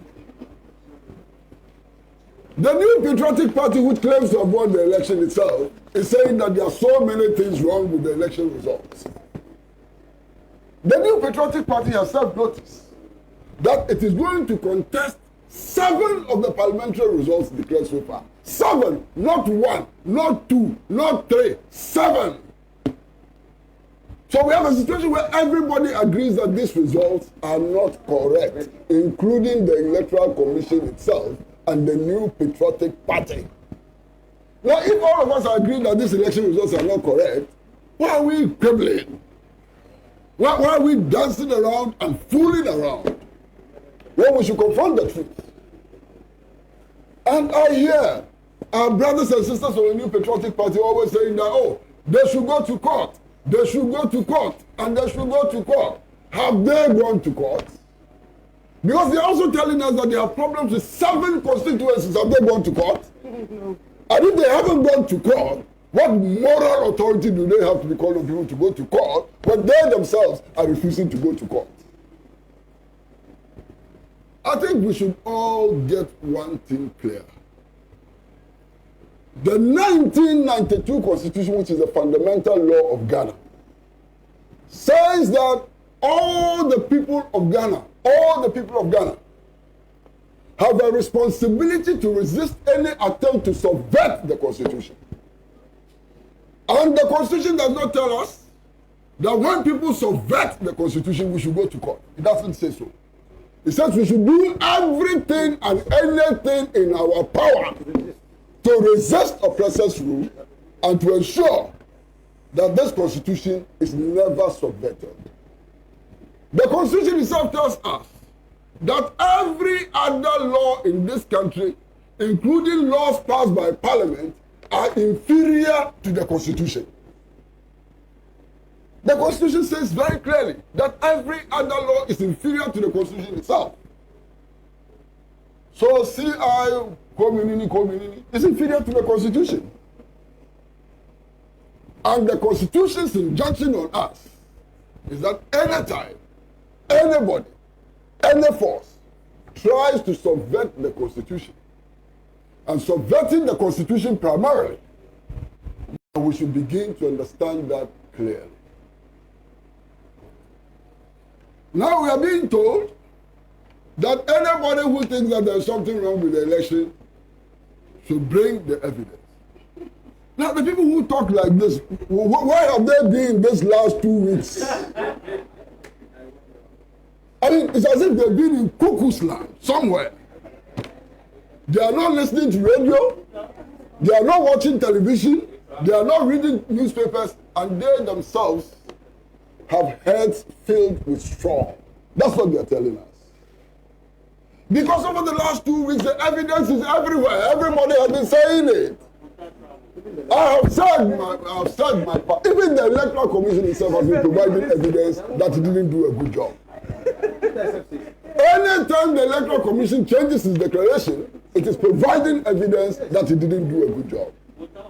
Anytime the New Patriotic Party says it has problems with the results of the election, it is providing evidence. Why? On this very station, Pan-African Television, which is not endowed with the best mathematicians in the world, we simply took the declaration of the Electoral Commission and added the percentages. And it was more than 100%. What evidence do you need again? That the EC can actually declare the results in excess of 100%. And he said you need evidence. You know, it is my friend ABA Fuseni who has been saying that, look, if the person is pretending to be asleep, if he's pretending to be dead, no matter what you do, you can't wake the person up. These people are pretending to be dead. They are not dead, they are awake. Election results, which amounts to more than 100%, is an impossibility. It can never happen. If it happens, it means something is gone wrong. You don't need any more evidence to prove that. Why? If you count election results in any polling station, in any constituency, in any district, in any region, and the number of people who voted are more than the number of people who registered, it means that some magic has happened there. Something magical has happened. Something which defies logic. Something which defies sense has happened in that constituency. What evidence do you want again? So this foolish talk, absolutely foolish talk of provide evidence in the face of the evidence is only meant to muddy the situation. And only those who have no respect for the Ghanaian people can be saying those things. Because if you accept that the people of Ghana can think, if you accept that the people of Ghana know the truth and can find the truth, if you accept that the people of Ghana can do simple mathematics and so on, you would not stand in front of them and tell them that no evidence has been produced when you yourself are raising the evidence like a placard. What is this? You know, this election is like no other in my life. And I dare say it's like no other election in Ghana. From 1951 to today, we have never had an election like this. Now, why do I say so? There is an election. It is finished. Some people have been declared winners. They cannot even jubilate. And those who have been declared losers are not worried at all. In fact, they are being energized every day. What an extraordinary election. This is an extraordinary election by any standard. Look, since 1951, this is perhaps the only election that we have held that everybody, including the Electoral Commission, agrees that there is something fundamentally wrong with this election.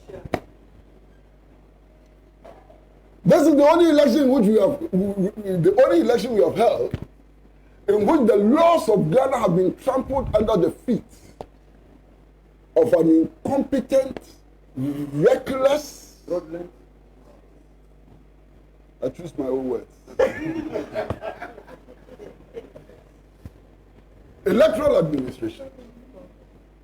And listen, when the Electoral Commission, the chairperson of the Electoral Commission came to declare the results, the chairperson of the Electoral Commission told all of us that there is only one result outstanding.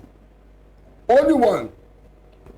And that if they added all those votes in that constituency to the votes of the presidential candidate of the National Democratic Congress, it will not make any difference. Soon after that, the Electoral Commission came to us and said, oh, we are very sorry. We forgot to add the votes from another constituency. So, please. So, the question is, if you add the total votes in these two constituencies to President John Dramani Mahama, would that change anything? That's the question. The question is, or the supposition is, that what the Electoral Commission told us that there was only one constituency outstanding was a lie. Clear lie. Now, was it a deliberate lie? Was it a mistake? Whatever it is, it affected the results which were announced on that day. December 9th, it affected it in substantial ways. Then the Electoral Commission continued to make changes in its own declaration. And every time it made changes in its own declaration, it told us that, oh, as for the percentages, they will remain the same. How do you change unequal figures, and the percentages remain the same? The only way percentages can remain the same is if indeed all of them had the same additional votes. 10 to John Dramani Mahama, 10 to Nana Akufo-Addo, 10 to Ivor Green Street, 10 to Kominini and Kominini. But if the votes that were being added were unequal and even and so on, how do you come to the same percentages? You know, the other time I was having a conversation with my friends, and I remember a world-famous magician. I'm sure some of you know that magician. Houdini. Our electoral commission has beaten Houdini to the game of magic completely. Because everything they have done defies logic. It doesn't make sense. Mathematics doesn't quite answer anything that they have done. All kinds of science cannot lead us to the conclusions that this electoral commission is making. And look, right now, where we are today, my brothers and sisters, I can tell you honestly, from the bottom of my heart, and I speak honestly, where we are today, all of us should be working for de-escalation of political tensions. Because if we do not work for the de-escalation of political tension, this country will be in serious trouble. What happened in other countries leading to war turns into insignificance if you compare that to what is happening in Ghana today. And that is why our political leaders have to be sensible. And that is why our political leaders have to watch their mouth and what they say. Over the last 1 week, I've been thoroughly disgusted by statements attributed to senior political figures in our country. I have sat on television and watched prominent politicians threatening to burn down the house of Mr. Gbevlo Latte, Lieutenant Colonel Gbevlo Latte, former head of national security, and threatening to burn him to ashes, and threatening to burn former President John Dramani Mahama alive.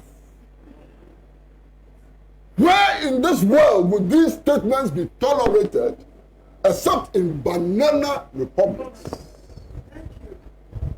I cannot believe it. That in Ghana today, people can sit on television and claim and proclaim that they will burn a former president alive and that they have surveyed and know where his house is. They can tell the Latte that we know your house is in East Legon. We know where it is. We'll burn it down and so on. And nothing happens. What kind of country are we building? Is this the kind of country that Kwame Nkrumah fought for? No. And I've heard another leading politician sitting on television and saying that the people of Ashanti should locate the houses of NDC members and get ready to attack them, to kill them. And our security services said they have never heard this. They don't know about it. We are heading towards Armageddon. We are heading towards Armageddon. If our leaders refuse to think, and if our leaders focus all their energies and attention on how to grab power and keep it forever, our leaders must know that nobody has succeeded in seizing the people's power and keeping it forever. It will never happen in Ghana. It has never happened anywhere in the world. It will never happen. It is only daydreamers who think that they can hang on to power forever. It is not possible.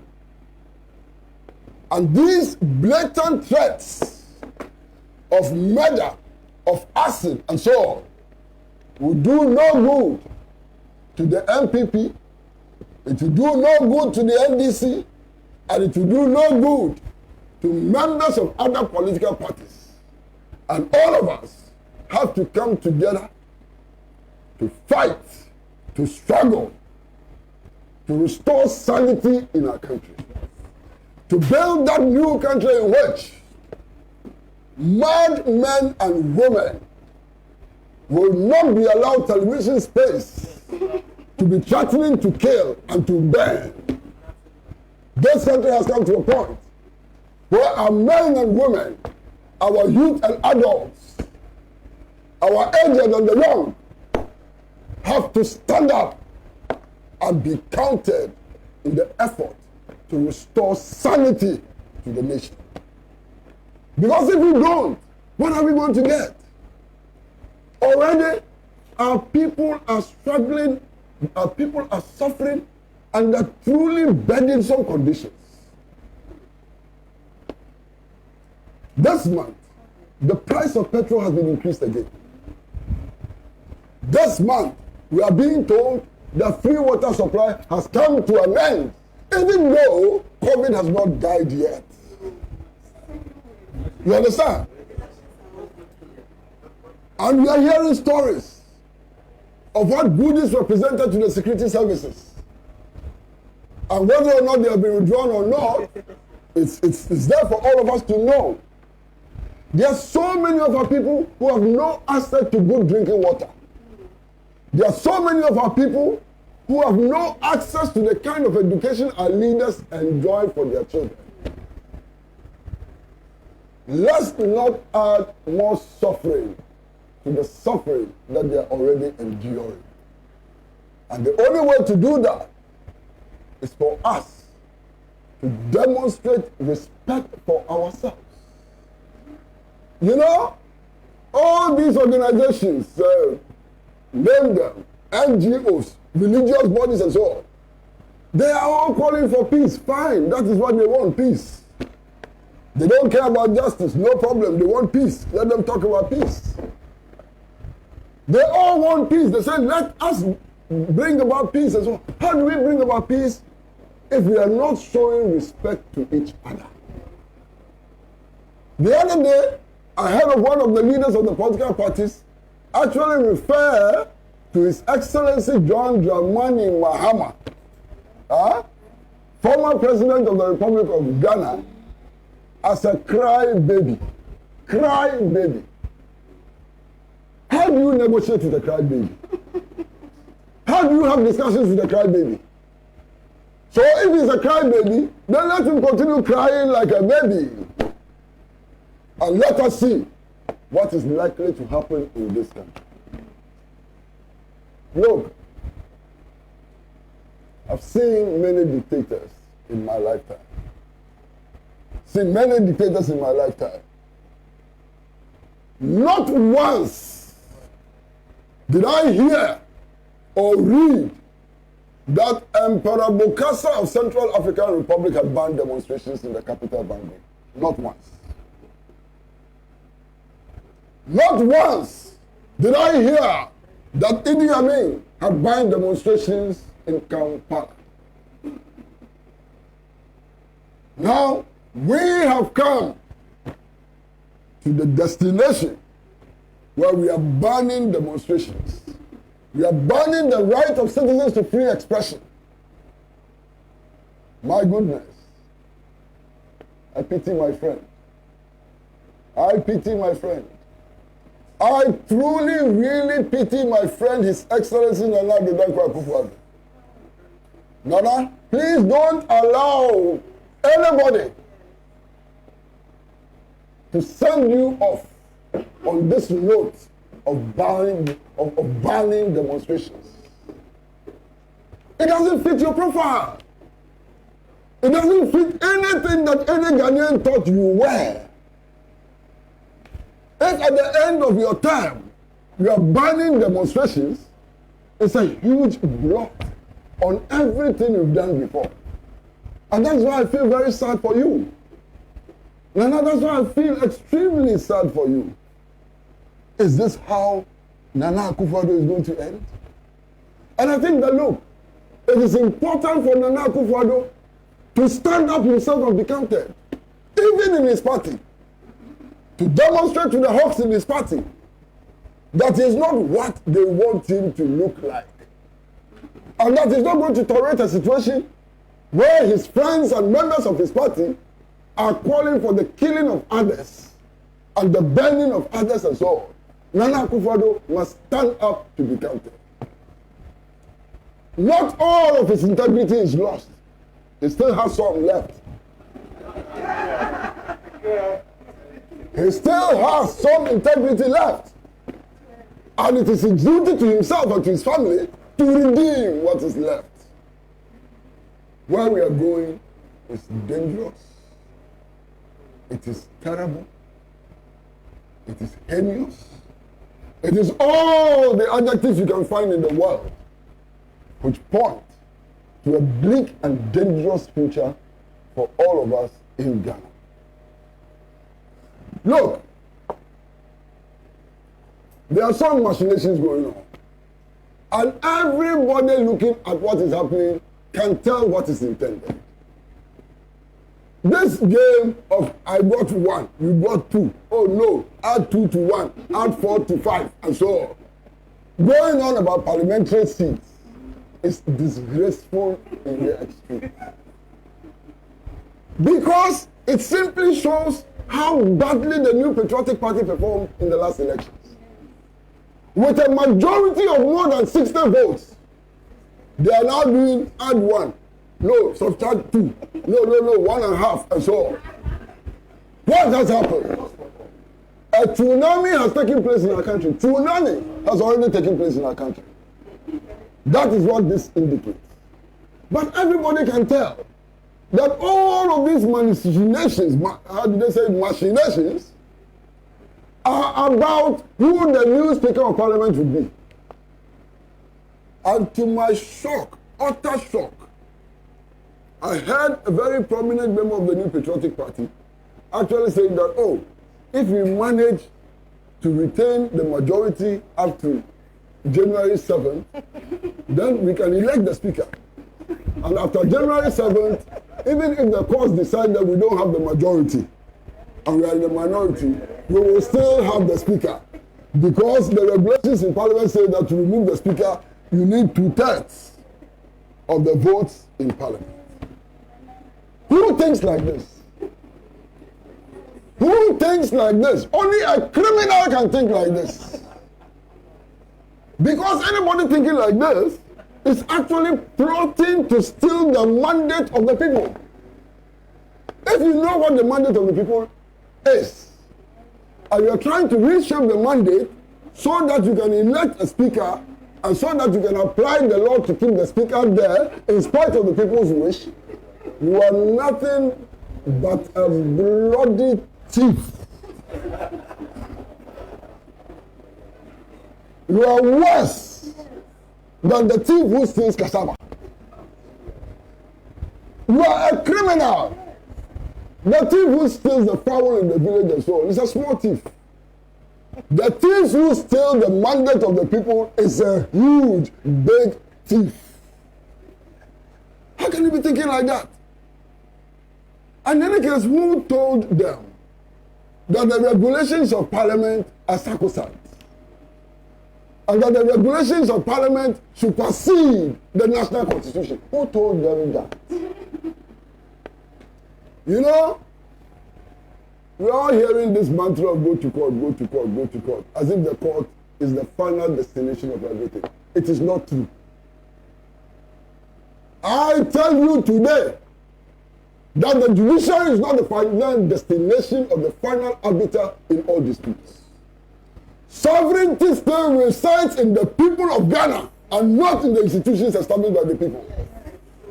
When the people establish institutions, they establish those institutions because all of us cannot go and sit in Flagstaff House and become president. You can't have 30 million presidents. So we decide to have one. And we give that president our mandate, our sovereignty, to act on our behalf. At any time, any day, if that president is not acting according to what we wish, we will sack that president. It is our right. That is why the Constitution itself has provisions for impeachment in the Constitution. Look, all of us cannot sit on election petitions. You can't construct any meeting place where 30 million people can go and sit and advocate on election petitions. That is why, in our wisdom, we wrote a constitution in which we said the Supreme Court must do that on our behalf.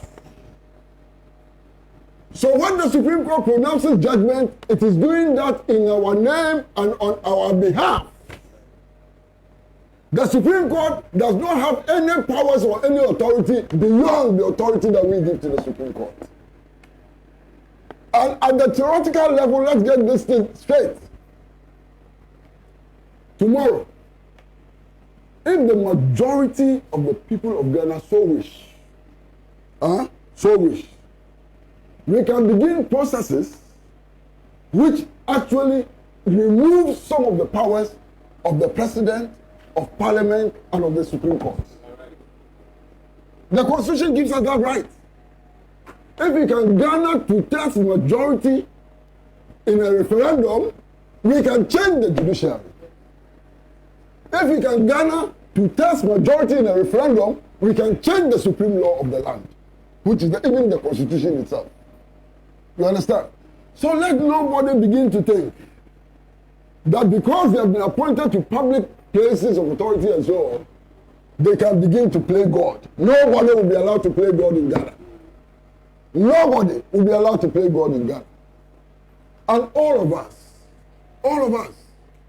including the truck driver, including the Okada rider, including the watchman, including the policeman and so on, all of us know what is fair and we know what is unfair.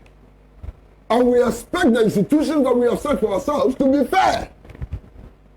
And we expect the institutions that we have set for ourselves to seek justice. To seek justice for everybody and anybody. You know, our security services have come under intense scrutiny and sometimes condemnation. But I think it is important for us to be fair to our security services. The police, the armed forces, the customs and excise, they are populated by people like you and I. They are not different from us. Their verdict has also been stolen. It is not only our verdict that has been stolen, their verdict has also been stolen. So they are not our enemies. They are indeed our friends. They are not just our friends, they are our best friends, and they have demonstrated it. Throughout the elections, all the fake policemen and soldiers who were caught, who caught them? Did you catch them? You didn't. They were caught by policemen and soldiers. Those policemen and soldiers who caught these fake policemen and fake soldiers and so on, they are like you and I. They are not on the side of oppression. They are on the side of liberty. They are on the side of truth. And they are on the side of fairness. Now look at the election results. Just hang on a moment and look at the election results. Who won Bemaka? Who won Michelle Camp? Who won the police barracks? That should tell you something. And that should tell you that policemen and women, soldiers and so on, members of the security forces are not enemies of democracy, but friends of the broad democratic movement. And that if they are called upon, they would act in good conscience and they would act to uphold the dignity of the institutions. You know something? Me, sitting here today, I do not want any unconstitutional disruption of our governance system. Because I've seen it before. I've seen what happened to our mothers and sisters who were stripped naked and whipped on the streets. I don't want that to happen again. I know that at a certain time in our history, 246 people simply disappeared. I don't want that to happen again. I live under curfew, 6 to 6. I don't want that to happen again. I want all of us to work together to build a peaceful and democratic society. A society in which no child will go to bed on an empty stomach. I want all of us to build that peaceful and democratic society in which our leaders do not prescribe for our children free SHS and send their children abroad to school. I want to have that situation where under Nkrumah, all his ministers send their children to the same public schools that the farmer sent his children to. That's the kind of society I want to see built. But you see, those who think that they can create a militia whose members wear police uniforms and military uniforms and wear earrings and wear Osama bin Laden kind of beards. Those who think that they can intimidate us with those hooligans and rascals must begin to think again. I spent some time with Field Marshal Matumbe, who was a commander of the Mau Mau movement in Kenya. And I had a long conversation lasting 1 week with her in Nairobi. And I learned important lessons. Even the British Army, whose navy was supposed to rule the waves, could not defeat the Mau Mau movement. And Jomo Kenyatta eventually became the president of Kenya. Sergeant Ajete was shot. Corporal Atipo was shot. It did not prevent the success of the independence movement, leading to the declaration of Ghana as an independent state on 6 March 1957. This must be important lessons for those who are in the mistaken belief that they can frighten us. Nobody can frighten us, and we will not be afraid of anybody. We want to do the best for our country. We want to avoid chaos. We want to build a prosperous country. We want to build a democratic country. But we will not do it under the threats of violence and guns. We will not do that. And indeed, they must know that there are so many people in this country who don't fear death. Our history is there. In Ashanti, Yara Santua took up the weapon to defend the Ashanti Empire against the British Empire. Yara Santua's history is there. We have seen many of our leaders in the past and in the present who stand up for the truth and who cannot be intimidated. Let not these little minds, let not these fickle human beings and so on, get it into their heads that when they fire a few shots, all of us will take cover. We will not take cover. Let them not get it into their heads that if they succeed in burning the house of Lieutenant Colonel Bevolate, all of us are diving for cover. We ain't diving for cover. Let them get it into their heads that the more they burn and the more they kill, the more energized we will become, the stronger we will become, and the resistance will continue until the truth about this election is firmly established. NPP has misgivings. NDC has misgivings. The Electoral Commission itself is not happy about the results it declared. Who am I to say that everything is nice and fine? It is not nice and it is not fine. It cannot be nice and it cannot be fine. In any case, you know, these are the people who claim that they are the biggest lawyers of our time and so on. And yet it appears that when they are reading the Constitution, they read it upside down. They should put on their lessons and read the Constitution in its proper place. If you read the Constitution, the right to demonstrate is an unfettered right. There is no fetter to the right to demonstrate in the Constitution. The fetters were introduced by an inferior law. A law which Parliament brought about. And Parliament cannot bring about laws which are superior to the provisions of the 1992 Constitution. It's clear. So they should read their law well. If they read their law well, they will not be making some of the statements they are making today, which make them look like... once I finish. Thank you. Thank you very much, Mr. Pratt. Well, let me go back and acknowledge some of the radio stations that are taking us live, because I've just been notified that ZEBS FM 95.9 in the Upper East region is taking us live in Zebila. Big thank you to them. So Volta 1 TV, Global Niwasi Radio, Bewa Radio, Matambo Radio, Diamond FM, Matambo and Diamond are in Tamale.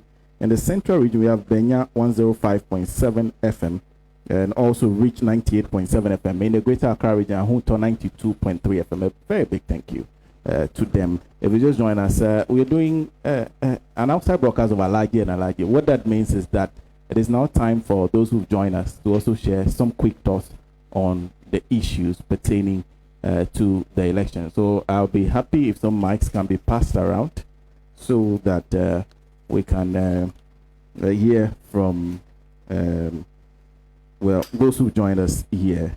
Well, let me just read a message from Ambassador Sampiale, who says, ask the MPP man what is more threatening to the peace of Ghana, burning of ties or shooting into innocent and defenseless Ghanaians. If his only argument... That is very interesting. You have people who are complaining that some people are burning ties. They are so worried that people are burning ties in the streets, but they are not worried about people who are killing people. What kind of people are these? He continues, if his only argument is NBC is going to court, then he rest assured, because by Tuesday he will be shocked. In 2016, the MPP man lined up 36 lawyers, but it took only 3 lawyers led by Chachu to demolish him. Let him understand that the NDC has some of the best qualified and finest lawyers in Ghana. If the NDC does not know mathematics, then what can we say of the Electoral Commission? Well, the direction is Nganiba. Briefly. Thank you. I want to thank our national party, our national chairman, my boss Nana B. Samioku, and the general secretary. I think that Ghana is Ghana, and Ghanaians are Ghanaians. Election is gone, and a winner has been declared. I don't think it was Ivorians who voted. I don't think it was Togolese who voted. It was Ghanaians. So some Ghanaians might not be happy with what happened, but that is the result. So when you put together, the Ghanaians that wanted the victory had it. If you take Honorable A.B. Husseini's consensus, he won 2016 almost about 19,000. This year he won less than 10,000, around 8,000. That tells you that we are on focus, or we are on our way. Despite some of the MP loss or the MP's loss, it should not account that that is MPP that has lost. The contest was parliamentary and presidential. Our president, Nana Addo Akufo-Addo, he has already won. Once he has won, declared by the EC, no human being can change that verdict until otherwise happens. Otherwise, the EC had declared that he's the president-elect.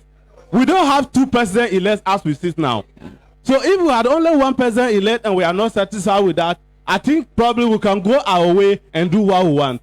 But let's remember that our General Secretary NDC said that if you lose elections, we don't need people to come and beg you. So the same way we are not begging anybody, it is the contest that has declared itself. And if you look at the comments, some people would have passed comments that are not good, others would have passed comments that are good.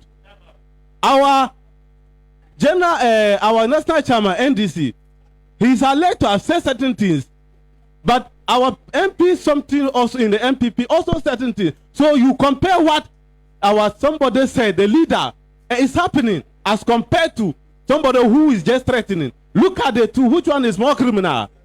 So I think that what we can do now is that we can come on board, wait for 2024, let our president who has lost, if he wants to come again, I think it's normal. If Ghanaians think that, oh, maybe you contest 2012, you accepted 2012, you accepted 2020, maybe let's give it to you, Ghanaians will decide that. But if Ghanaians say that, oh, it is Nana Akufo-Addo we want as our president, I think it is fair enough. And nobody, but is it Togolese that said that? If you take the 51%, I don't think it's avoidance. So on that matter, I think that we have a cause. We are not satisfied. Thank you. The NDC is not satisfied. As for the MPP, we are okay with the results. Okay. We are only waiting for the swearing in, and once that takes place, I think we get to go. Somebody might not be satisfied because of the Techiman staff, but once you are not satisfied with the Techiman staff, I think the rules are there. If we take our minority that went to the EC, okay. Thank you. There was no even need for all of them marching there. Thank you. Because they have a leadership. It is the content of they going to the EC that is important, but it is not the people EC wanted to look at. Okay. So for that matter, I think the EC has declared that the president is elect, President Akufo-Addo is elect. We'll go by that. Thank you. Any other time, we'll take a decision by Ghanaians. Thank you very much. Thank you. Sena. Well, please, briefly. Thank you. Be as brief as you expected him to be. Yeah, okay. Yeah. Thank you. The panel has said just about everything I want to say. And it's rather unfortunate that some of the utterances we're hearing from our MPP brothers here, you know, the logic doesn't make logic. There's no logic to what you're saying. First, the person who is the victim is the same person who must come and prove. The one who is stealing, who is the thief, you are watching the thief go, but you are worried about the one whose stuff is being stolen. You have tagged the courts with your people and you are asking us, go to court, go to court. And like we are saying, we will go to court. But when I take a place like my constituency, a Sikado Ketan constituency, it was clear daylight robbery. We want the special forces, the special votes. So if you want anything to happen in this study, they should go and look at the special vote numbers. We want it clear cut, hands down. And the point we are trying to make is that we will not, I repeat, we will not allow people to intimidate us to take away the real mandate of the people. We will not sit back and watch it happen.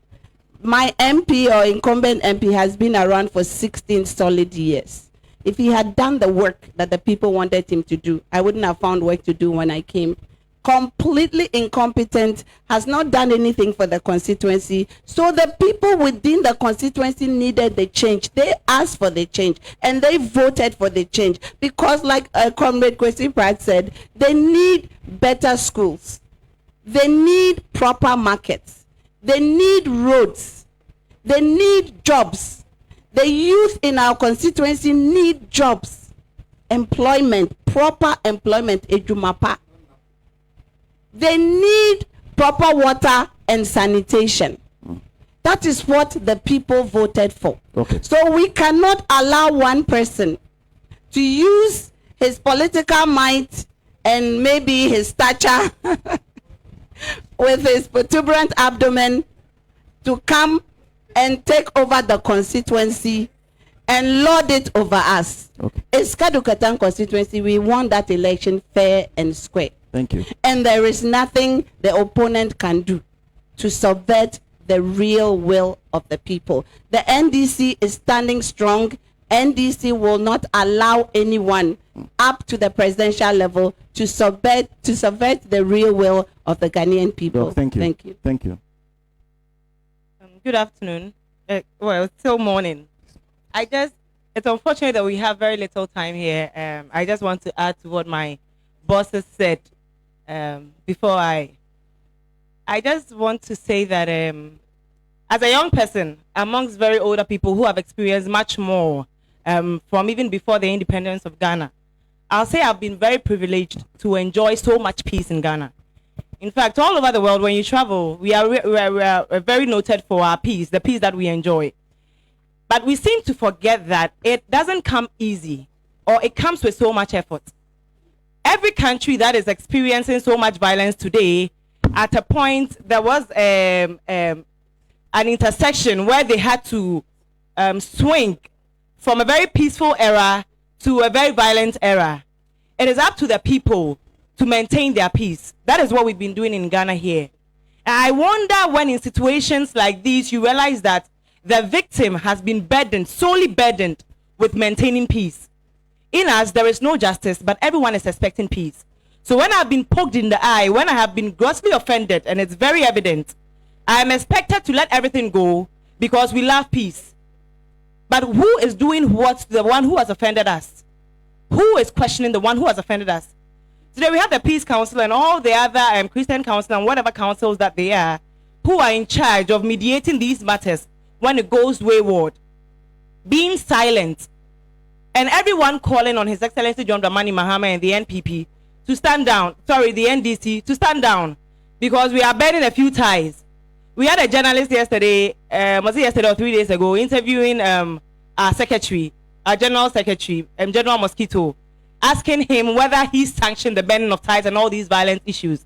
When over 8 people are dead in Techiman, and no one, including the president, hasn't even made any remarkable statement to sympathize with these families and the constituency as a whole, as though lives don't matter anymore. But then everyone is bothered because we are marching peacefully, protesting peacefully, and they are scared. I'm asking, why do you think these people are scared? Okay, Jiva, in any way, thank you very much. Let me just end in 30 seconds. In any way, at the end of the day, you realize that there is legitimacy in our claim. So there is so much fear in what we may do, knowing that we are the largest opposition party. So I just want to say and conclude that going forward, everyone out there should realize that the burden of peace should not only lie on the head of the victim. Thank you. Thank you. Thank you. Thank you very much.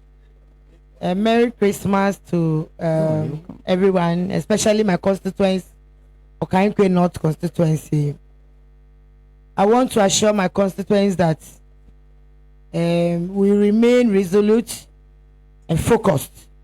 It is not over until it's over. The verdict of the people will not be stolen. We've had a very strong meeting and we will continue to stand our grounds. Whenever the whistle is blown, you must all come out. We have been attacked recently, just to put fear in our people. My constituency chairman was attacked. As we speak, I have a victim in the hospital whose leg is broken. Notwithstanding, we are going to fight till the end. Ghanaians voted for change. That is correct. And we will stand by our rights. We will do everything legally possible. We will not be succumbed by any police notice or whatsoever. We know that demonstrating is within our rights. It is enshrined in the Constitution. And like our senior man said, the Constitution of Ghana is bigger than any other authority in this state. And so, okay, North, we are focused and we are calling on all other constituencies that be on the alert and don't be scared. What they intend to do is to put fear in us, arrest few people here and there, and scare people here and there. But hey, when you go to sleep, our mandates will be stolen. Okay. Ghanaians are tired. We are in Christmas, but nobody is even feeling it. My constituents in the Okankwe North needs a savior. They voted for a savior. They voted for His Excellency John Dramani Mahama. The youth of Okankwe North need jobs. We have millions of youths out there who are suffering. And Ghanaians voted clearly. And if you look at nationwide, we spoke with one loud voice. Okay. And that cannot be changed. Thank you. And so we ensure that our votes will be maintained and our people should be on the standby, and you know what I am talking about. Thank you. Thank you very much. Now over to you. Yes, thank you very much. And, I stand here to assure the nation that Central Region supports fully the decision of President John Dramani Mahama and the National Democratic Congress to reject the flawed election results. Based on their own statistical inaccuracies, there are several cases of pardon in other regions, especially Ashanti, Bono East, Eastern, and other areas.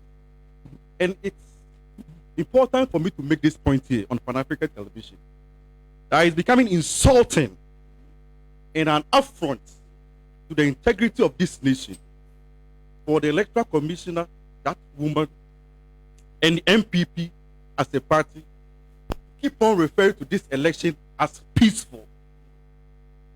Let me limit myself only to say something briefly in Awutu Senya East constituency, Kaswa. As we speak, we have people at the instructions of Nana Akufo-Addo's minister, Hawa Kumsi. They are in hospital now. Others are also home. In Upper Dencha West, DRSO, before a reinforcement from the regional police command moved for the returning officer to be able to return back from Kumasi to DRSO to declare for lawyer Daniel Darko as the NDC member of parliament elect. We had a minister of state, Isaac Esiama, leading armed hoodlums, firing left, right, center. And as we speak, he is walking free. But let a journalist with Power FM speak on his Facebook page. They will arrest him and detain him for more than 28 hours. Is this the kind of government Nana Addo Dankwa Akufo-Addo was handed over to? No. Gomwa is, it's happening. So, respectfully, all these peace council communities, all these Christian council communities, they are very good pastors and church leaders in this country. But we are talking about those who have been corrupted, holding position in this so-called peace council and this Christian council communities. They should spare us with the rhetoric that the election was peaceful. No, it is insulting. Okay. Especially when we have witnessed this demilitarization of our democracy for the first time. Mr. Dawood, I wish I could allow you to go on. Okay, you just stand up and come. Okay. No. Responsibility to ensure that people are not unnecessarily maligned. Isaac Esiama, for example, has not been arrested by the police. I haven't heard about any complaint against him. He has not been convicted and so on. If you have allegations to make against him, state them as allegations. You understand? State them as allegations and not as fact. The two are different. You understand what I'm saying? Thank you very much. My name is Chris Ashalboche. I'm happy that I'm here today. I'm not sending a text message from home. We live in a country where the burning of Thai is more. The burning of Thai is more important than the killing of people. Dante Alighieri says that the hottest place in hell is reserved for those who remain neutral in times of moral crisis. My message to religious bodies is that if they don't speak, a time will come, they will have nobody to preach the message of righteousness to. Because we are the same people they are killing and they refuse to talk. And the time will come, they will not see anybody in the churches. Thank you very much. Thank you. Thank you. Thank you very much for this opportunity. Stanley Nate is my name. Now my question is, our good brother from the MPP side, in your submission, you said that the NDC has not made any statistical proof to the fact that they genuinely won the election. I'm speaking as a patriotic citizen. I'm speaking as a citizen and not a spectator. Where were you when Dr. Ahito, who is a biostatistician at the University of Ghana and a lecturer, came out with statistical proofs that by his computations, the election has to go for a runoff using EC's own results that they declared. Where were you? Thank you. Thank you. Thank you very much. Well, let me let him come. Don't worry. Could I can see you? Thank you very much. I am Nechuna Piabodi, Ablikuma Central Constituency. It is very sad that things will happen in the country and people will keep quiet and expect that there will be peace. Let me narrow it down to Ablikuma Central.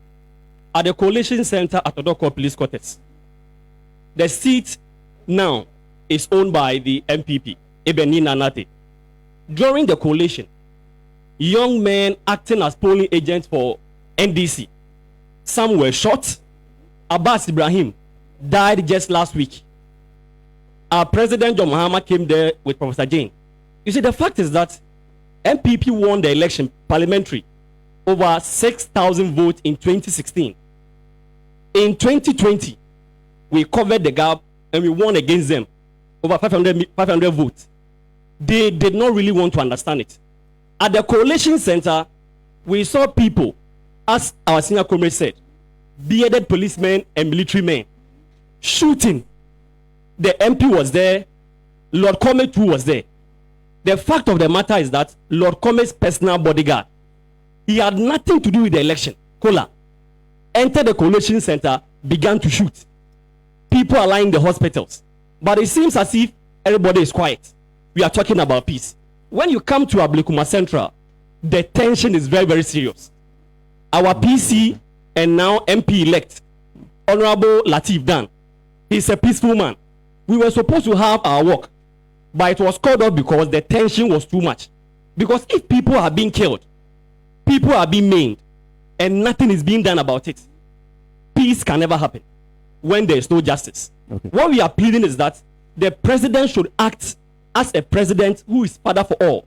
Not because NDC people are dying, you are quiet. The fact of the matter is that you can't suppress the people for long.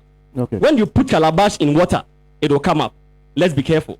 Otherwise, the country... No. Thank you very much. Now you're sounding like Jimmy Sands. So the fact of the matter is that the peace will come, but the peace will come when there is justice. Thank you very much. Thank you. Mr. Chumbuafo, I see Mr. Kojo Chumbuafo here. Please, let's listen. Can I speak here? Yes, you can. Good morning, everybody. How are you? Merry Christmas to everybody. I think you may have to take the mask off briefly so that we can hear you well.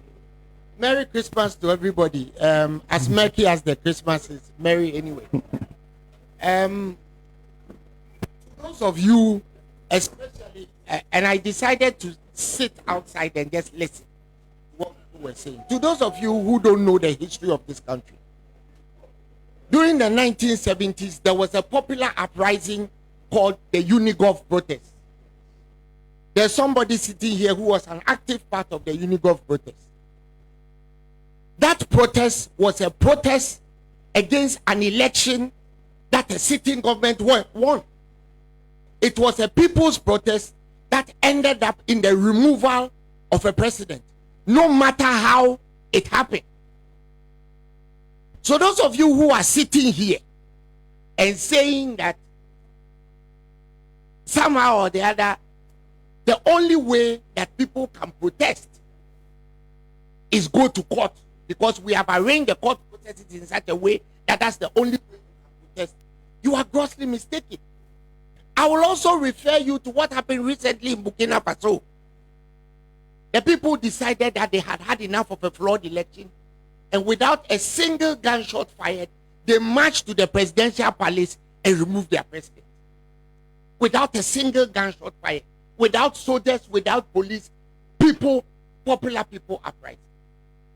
There's a saying in where I come from. So usuma brewa,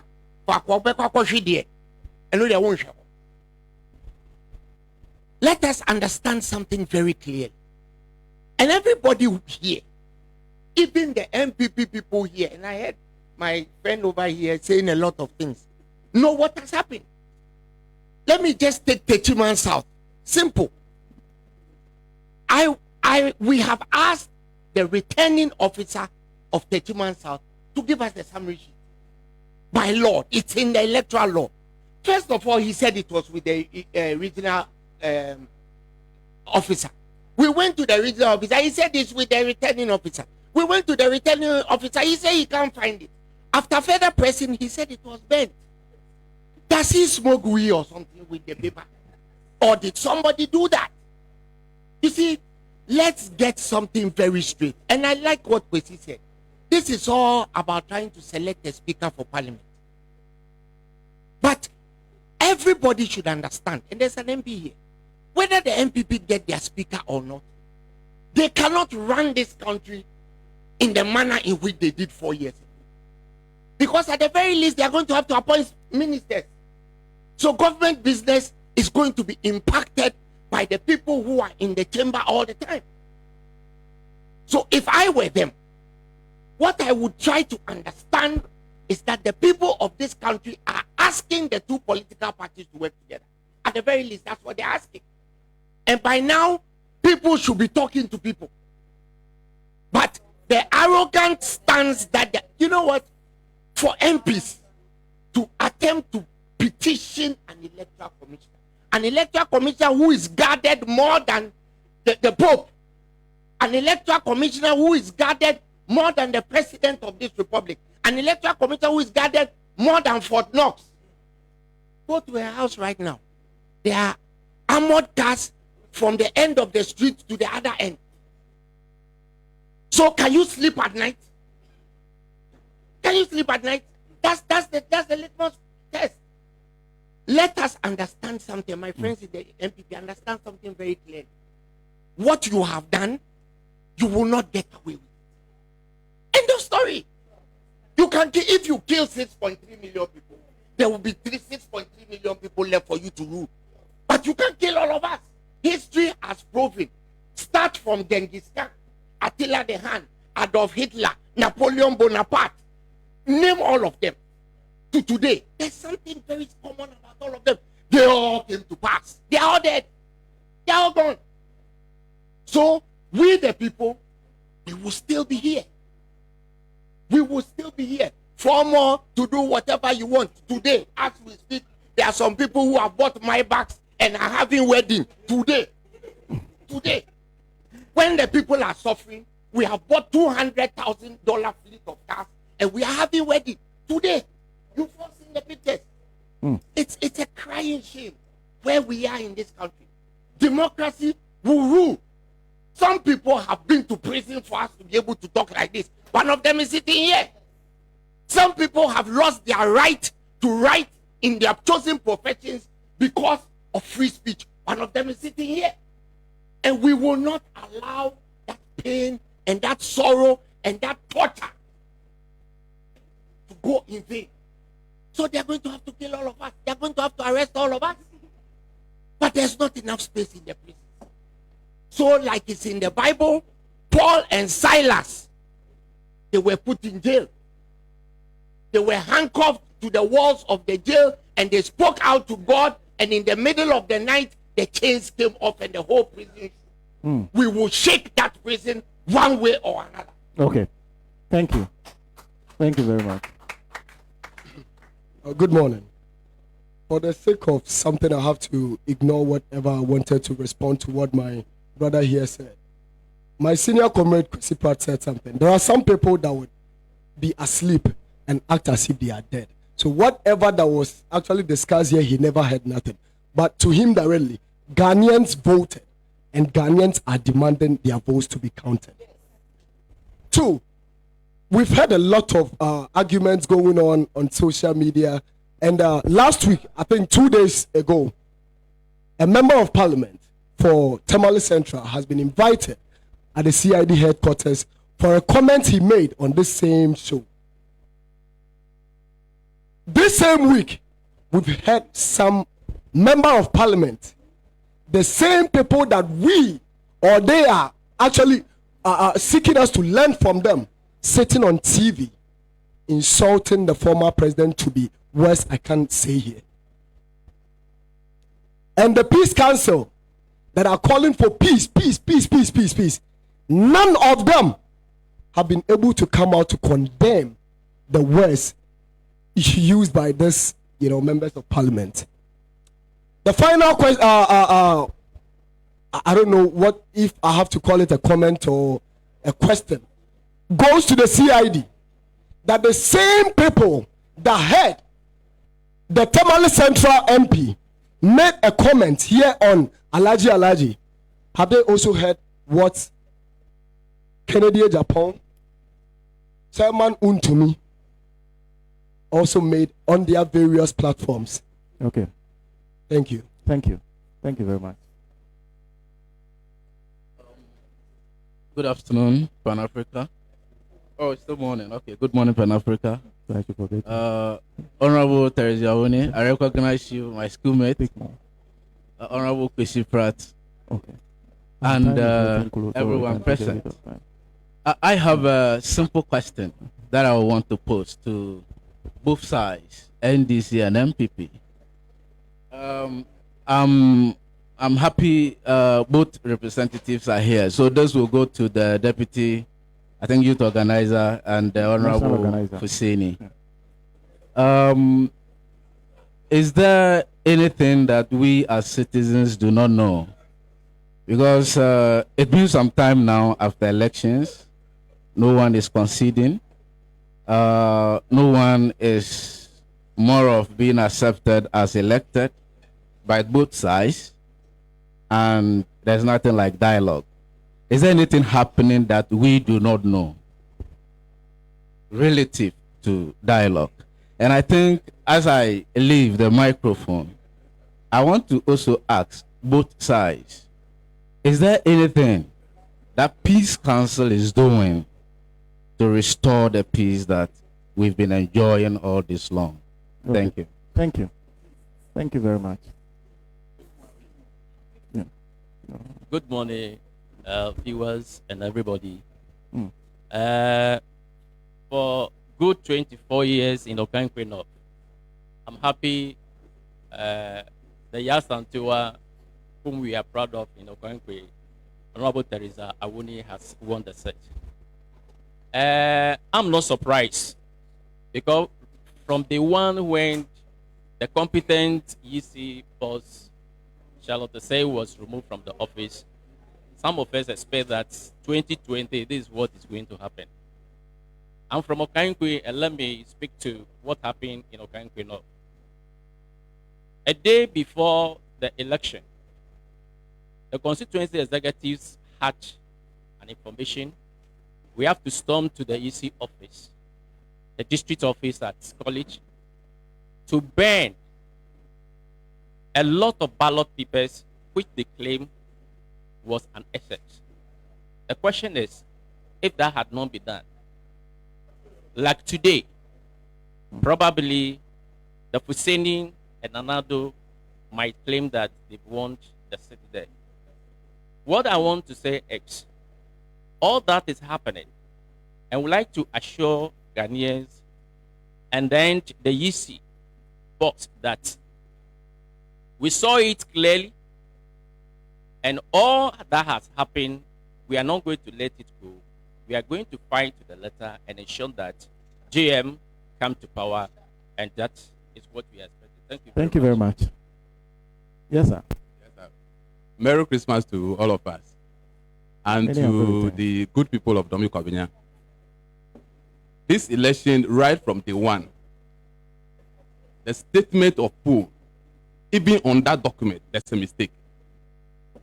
When you pick the statement of poll, it's supposed to be filled in 3 areas. Before the election starts, that is the Form 1A. Then the Form 1B, and then the Form 1C. The Form 1C, filling it is a problem because even a column to be created for the number of people who have gone through the verification wasn't there. A day to the election, we were called to the Electoral Commission to break the seal of 356 boxes that we have sealed, just to put a stamp on the very mistake that they have done. And guess what? The very thing that they did, thinking that the stamp could have corrected those mistakes, the presiding officers most of them did not even feel the number of people who went through the verification. And so right from day one, even go to court. The primary document that we use to go to court, that is the statement of poll. There's a mistake on that document. So what are we going to do? Thank you. Yes, madam. Good morning. If you are me, I can put for Dunga Ganyoni. Ninkele Fair Josu. No, me to my Kelly. Me hanye leake, wo ye won't care this time, a one may. What me na kufado, abata wono ekun. No keke yo for you ni. E botu ojuban. Ne ke wule.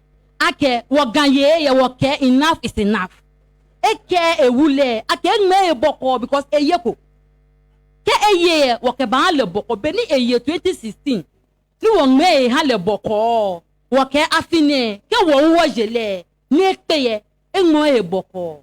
E ja ke wake won me he. Wakune ni wakufo aduwe egme boko imami lenkele fe wo fun lamo ejosu ni wo gbe ndumo na ake enyami yo alo ake ebi eke ewule ake egme he boko e hawo koni to enjole abagana koni ye fo ye ni yo gana amena to enjole koni ye ni yo gana ye ana to enjole ide ke bia ne ebala ake ayata wo ye ke wo bi ye wo ni wo ba pin o ko le la ku fa do gan ye hene ke bi ba ata chi wo le wo be heko chi no we to ake wo no wo ba anu ene ya enga pe erado. Thank you. Aside 2016, I don't understand the rest of what you said. I'm Solomon Yes, Okutu from Sege constituency. Auntie Joyce, this question goes to you. I want to know the advice you give to His Excellency John Dramani Mahama. We had allegations on Oman FM that he is responsible for the burning of the market in Ghana. And secondly, his house will be burnt. What advice will you give to His Excellency? Then secondly, I will be disappointed in the NDC if they let this matter go scot-free. If they don't pursue this election that we have had in 2020, I'll be disappointed because there was a project going on in Adan East and Adan West. They are done with the Adan East one, Sea Defense Project. It has left with the Adan West one to be done. And the NDC left power. Up to today, that project has been left undone. Okay. I want us to pursue as a party because I know we have won this election. Thank you. Okay. Unfortunately, this gentleman will be the last comment we'll take because we have exceeded our time, the time that has been given to us. So he will be the last person. I sincerely apologize. Yeah, good afternoon. My name is Alex Mensah. I'm from Trobo constituency, the youth organizer for Golden Doors. It's rather unfortunate. Everybody is talking about peace, the CSOs, the Peace Council. Everybody is saying we want peace to prevail. So for the sake of peace, let's leave everything. And my question is, so because of peace, should we annul the 1992 Constitution, or should we forget, or should we circumvent the will of the people just because of peace? We shouldn't pursue it. That whatever has transpired because of peace, we should let it go. Are we living in a banana republic? There's law. So we shouldn't just sit down and say because of peace, let us forget and let peace reign. No. We should pursue it. That whatever is necessary to bring back the will of the people. We are not saying by all means bring back President John Mahama. No. We are saying the will of the people. And in any case, I want my friends in the NPP here to tell me that the declaration by the chairperson with that word she used as inadvertently and inadvertent figure, can you stand on that figure to pronounce an election? Standing on inadvertent figure to pronounce an election. Okay, thank you very much. Well, my producers have told me I can take some more. Please come, gentlemen. All right. So let me end. Thank you. Thank you. Thank you very much.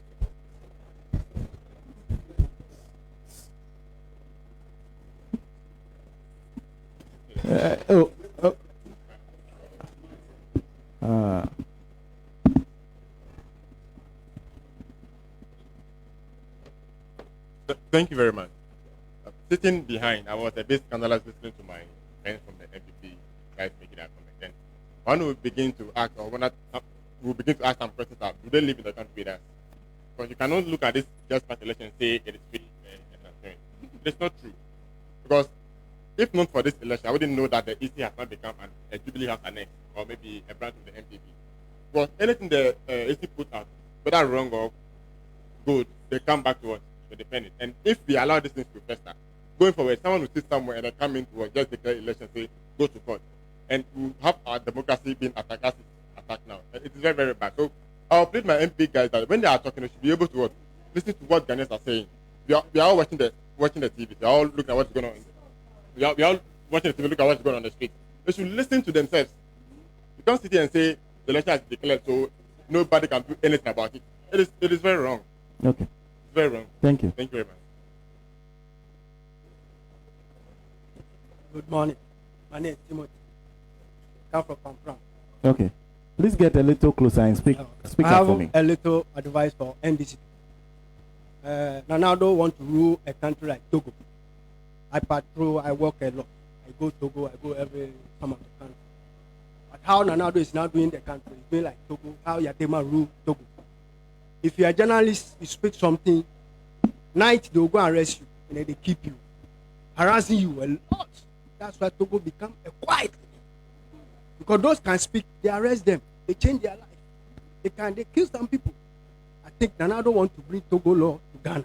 But we are Ghanaians, trained by British and American or Israel. So he want to face us, to feed some of us, a little body, but it's life. So he should take care by this law and grace. Thank you. I'm done. The gentleman is the last one. Then I'll come to my panel. Good afternoon to you all. I would prefer to mention my name because whatever statement I want to make, I want it to be on record. My name is Isaac Darcy. What I want to say is this. If there's no justice, there will be no peace. Justice is the gate to enter into a peaceful home.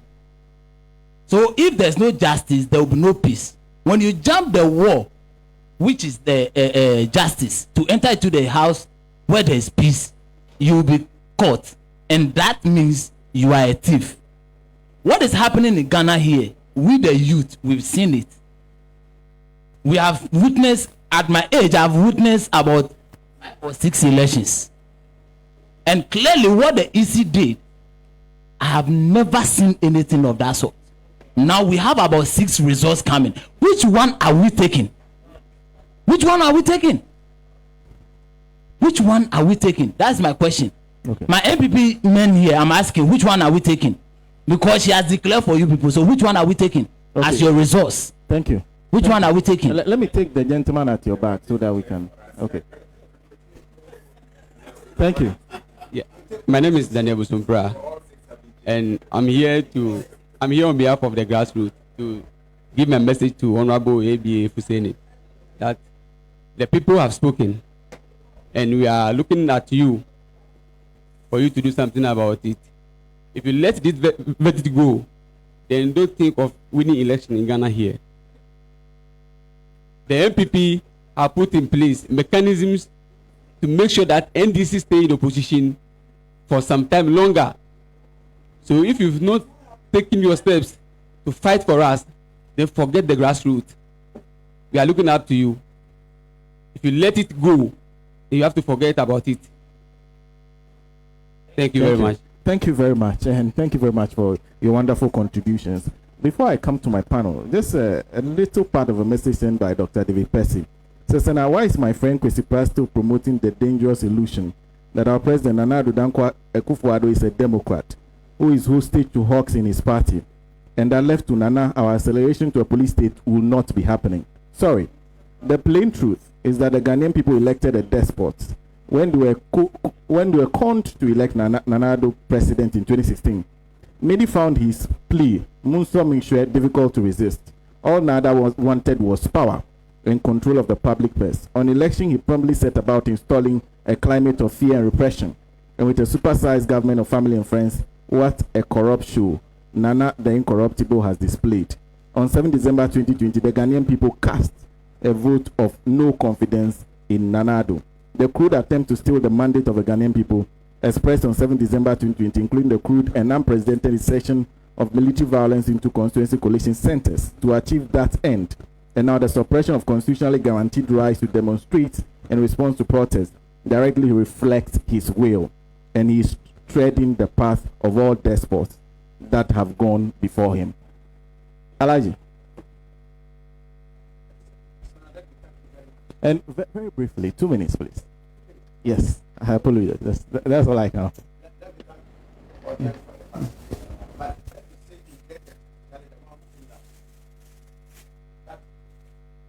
The NPC has no mandate to go and surrender the vote that the good people of this country voted on 7 December 2020 for President Mahama and India. The vote that was voted for President Mahama is not his vote. It is the vote of you, the people of this country. And so nobody, that's why I said, and I've said it unmistakably, loud and clear, that the grandfather of the person who will make the concession to the NDT, MPP on this election, his grandfather is not yet born. So it won't happen today, it won't happen tomorrow, it won't happen forever. And that is why, if you listen to me from the very onset, I said that the good people of this country should start coming out in your hundreds of thousands onto the streets to fight for your mandate. Look, no matter how hot the sun is, it will set. No matter how Nana Akufo-Addo, it will set. And especially when the good people of this country have indicated that they have voted him out. So it is for the will. And like my comrade Kwesi Pratt said, the sovereign will of the people supersedes everything and anything. So this is the opportunity for Ghanaians to exercise their sovereign will. Let us not allow that to be taken by or to be cowed into submission by somebody. I want to take some small issue with my friend Kwesi Pratt. Respectfully, I disagree with him about his advice to Nana. When he said the hawks in his party, he must. Nana Akufo-Addo himself is more than a hawk. All the things that are happening about these hoodlums in the history of our country, did we ever see hoodlums in military uniform, police uniform, terrorizing civilians? Until Nana Akufo-Addo came. He's more than a hawk. In fact, he's an eagle. He's worse than a hawk. So he cannot be prevailed upon when he's the one perpetrating all this thing, and ask him that he should look. This is somebody, like I said, who, when he was in opposition, was started as a Democrat. Today, even little criticism, if you make a small criticism against him, he will come against you. Look at what they do to Paula Foko and others in their party. So if they can get feathers to pluck from a tortoise, what will they do when they get a foul? Today, Radio Gold and all those things, they are shut. Under whose watch? And I, sitting on the Communications Committee of Parliament, I know who is responsible for the shutdown of the radio stations. Because as a committee, we even met and tried to bring the matter to closure. It was directives from Nana Akufo-Addo, who said he doesn't want Radio Gold back on the airwaves. Is this a Democrat? So let us not kid ourselves. In clear terms, the people of Ghana, if we think that, and I say this mandate has been stolen, there's no doubt about that. If we allow this electoral commission and this result to stay, my brother, let's just forget our democratic process. Because a rigging machine would have been definitely installed at the headquarters of the electoral commission. Jim Mensah, Bosman, and all those people who were brought to come and steal the mandate will now have a mandate to perfect the act of stealing at the electoral commission. And no election in this country again can go that will be in consonance with the mandate of the good people of this country. Alhaji, thank so you. Let us all stand up and make sure that this bogus, fraudulent verdict is not allowed to stay. Alhaji, thank you. Farouk Ntamali, MPP never won genuine elections in Ghana. NDC will not allow the sovereign will of Ghanaian people to be subverted. Power-drunk politicians cannot take us for granted. Mr. Bota.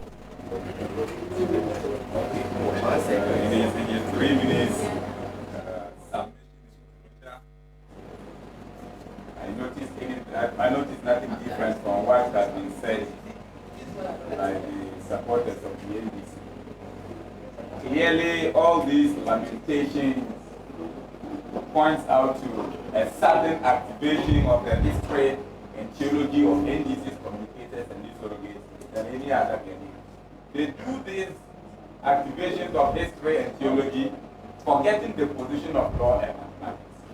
The statement I want to make in closing is the fact that elections are mathematical in nature. The NDC was able to come on the screens and to give us details of the factual basis upon which their position is grounded in the particular issue of Techiman South. Why can't they do same in the particular instance of JM and to prove to us that he has won? Now, let me make this arithmetic in just the next 30 seconds. We cited on this platform, as we have heard the NDC make the claims of Techiman South and Asojaman as the basis for which they think that there is something fundamentally wrong with the mathematics of the EC. Judging that against the statement that even if that were to be handed to the NDC, they wouldn't still have won. Truly, it changes nothing different because the 47,000 votes in Asojaman constitute 0.359%. The 128,018 votes of Techiman South, constitutes just about 0.867%. Add that, subtract that, 0.587. Now add the two. The percentage change does not affect the credibility of the verdict of victory for Nana Addo Dankwa Akufo-Addo as president-elect. So if you are now calling him, an eagle, if you are now thinking there was no, it will change to 50.3, not 50.13. That is still a win because the Constitution says 50 plus 1. So why is it that you people are running away from the arithmetics? And in court, why the NDC can't go to court? Oh, may I make my point? The NPP doesn't behave this way when you are talking, so let us talk with all respect. And you see, the only reason why the NDC cannot go to court, after they admonished us under the same theology and history in 2012 to go to court, why they do not have basis to go to court is because the mathematics is wrong. The court will resort to arithmetics, the court will resort to figures and to make a declaration. Okay. We hear that the courts are arranged in a manner that going to land on the mathematics, but now you're going beyond the mathematics. Now the mathematics have don't always interject me like that. I don't like it. No, I'm not. The basis of this whole thing. I want to say that call Ghana a banana republic, call it a cassava republic, call it a plantain republic, call Nana Addo Dankwa Akufo-Addo an eagle, call him a bird, whatever you want to call him. Declarations are made. We are not saying don't protest. Resort to the appropriate public channels to make your case. Okay. You are running away from that and you think that nobody should talk about it. Thank you, Elvis. On the 7th of December, I'll be looking forward to seeing old traffic lights. Sena, Jin Mensah is the biggest threat to Ghana's democracy. Sena, how can there be peace when there is no justice? We will never forgive NDC leadership if they allow Jin and Anado to steal our democracy. Hashtag no JM, no peace. Madam. First of all, indicates that justice delayed is justice denied. That President Mahama maintains that these elections were rigged and they were rigged in favor of President Akufo-Addo. He will not accept the outcome of a flawed election result. So those two issues are not in doubt. If we're talking about arithmetic and additions, even on Techiman South, the figures and the percentages as ascribed by the EC are clearly wrong. And the mathematicians are here. I don't want to engage in this mathematical gymnastics that the MPP is choosing to carry along with itself. If you add and you tabulate all the figures, even the EC itself arrived at a wrong conclusion, and that is actually not in doubt. Let me also indicate that it is does not lie in the mouth of the MPP to tell the NDC how or what to do to exhibit its affection, dissatisfaction, and of course, what route to take to even express our displeasure. I think that actually is within our remit as a political party, the single largest opposition party in this country, one that has won more elections under this Fourth Republic than any other political party. We are all advocates of democracy. We are all students of political science. There is no doubt that clearly on the face of the declaration made by the EC itself, suo motu, I would not even go to the other extraneous issues. In terms of the overvotes, in terms of the pardon, in terms of constituencies where more ballot papers were even issued beyond what actually is on the register. Are these not all clear evidence of breaches of the EC's own regulations as derived by the Elections Act? There's also a raft of issues abound. The next thing is that we went on with Sene West. We won eventually. Upper Denchira West eventually was recovered. Same will be done for Takwa and Swayem. Same will be done for Estikado, Ketan, and all the others that are for Zabzugu as well. So I have no doubt in my mind that the NDC won this election hands down. That history will eventually adjudge us as winners. The law courts will endorse that win, and the good people of Ghana will accept that indeed the NDC was the winner of this past election. In terms of those who are going around and trying very hard to lobby President Mahama, sending emissaries to him, let me categorically state that those things should stop. It takes two to tango. And on this occasion, all we are asking for is justice. Justice for the over 6 million Ghanaians, justice for the NDC, justice for our parliamentary candidates who have won and being forced and chased out of elections that were rightfully and lawfully won. So for me and for the good people of Ghana, we want to ensure that our rights as a people, that our votes are clearly protected. Thank you. Thank you very much. Mr. Pratt, a second. This one is from Julius Agahoa and Tahiru Asawasi. Says, Sena, a happy belated birthday to you and a happy born day to Dr. Eduardo Manibuama. Says, Sena, tell the MPP rep that Akufo-Addo did Kumipreku demonstration against President J.J. Rawlings and nothing happened. Today, Akufo-Addo is using the security agencies to be shooting and brutalizing people for demonstrating against his government for subverting their will. Is JDM not right referring to Ghanaians as having short memory? Mr. Pratt. Well, for the first time, I have evidence that ABA Fuseni does not always listen to his own proverbs. There's one proverb he has repeatedly told us. It's a proverb which says that if you're overzealous in doing something, you bring out the real thing. ABA Fuseni has brought out the real thing now. ABA Fuseni is not happy about urging the president not to listen to Hawks. And in his overzealousness, he has actually proclaimed the president as a national symbol. The eagle is a national symbol. And today, ABA Fuseni says that Akufo-Addo is a national symbol. Please, please, please, please, please. You see what overzealousness sometimes can lead to? You understand? Overzealousness sometimes can lead to many things. You see, my friends, me sitting down here, I have no doubt in my mind that if this country continues along the path we all see, this country will be destroyed. I have no doubt at all. And at the end of the day, there will be no beneficiary. And I hope Dr. Percy is listening. NDC will go down in flames in the same way that NPP will go down in flames. All of us will suffer what the citizens of Liberia suffer. We will suffer at the same time. I recognize that until January 7th or until a time when the proper election results will be pronounced and so on, Nana Akufo-Addo is the president of Ghana. And it is my responsibility as a citizen to urge him to do his work well as president. To urge him to call to order those who are instigating violence, those who are threatening to burn houses and to burn people alive and so on. It is Nana Akufo-Addo's duty to bring them to order. When I say so, I'm not being a chicken. I'm acting in the national interest. I don't want my grandchildren to go through the experiences that other people have been through in other parts of the world. I want to work in a country which is peaceful, which respects the rule of law, and which upholds the principles of justice. You understand?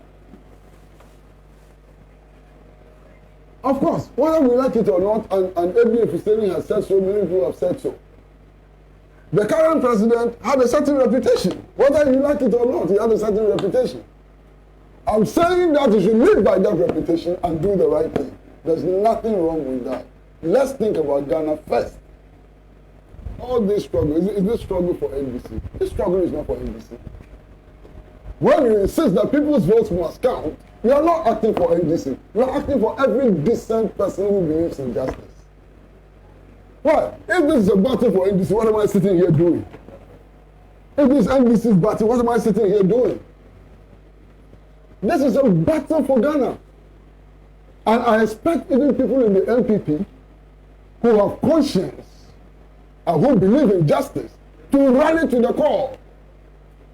I expect people in the NPP to rally to the call. And today, there are several or many people in the NPP who are not happy with what is happening.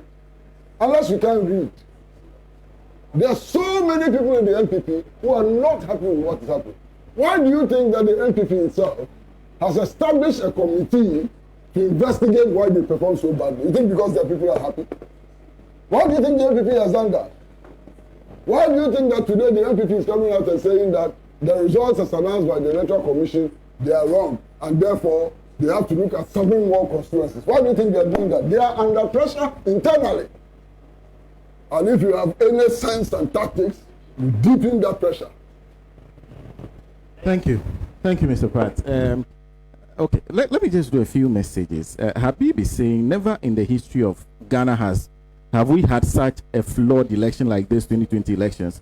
Akufo-Addo has turned Ghana into a dictatorial rule. No freedom of speech. He will go down in the history of Ghana as worst president in Ghana. Demonstration King Kong.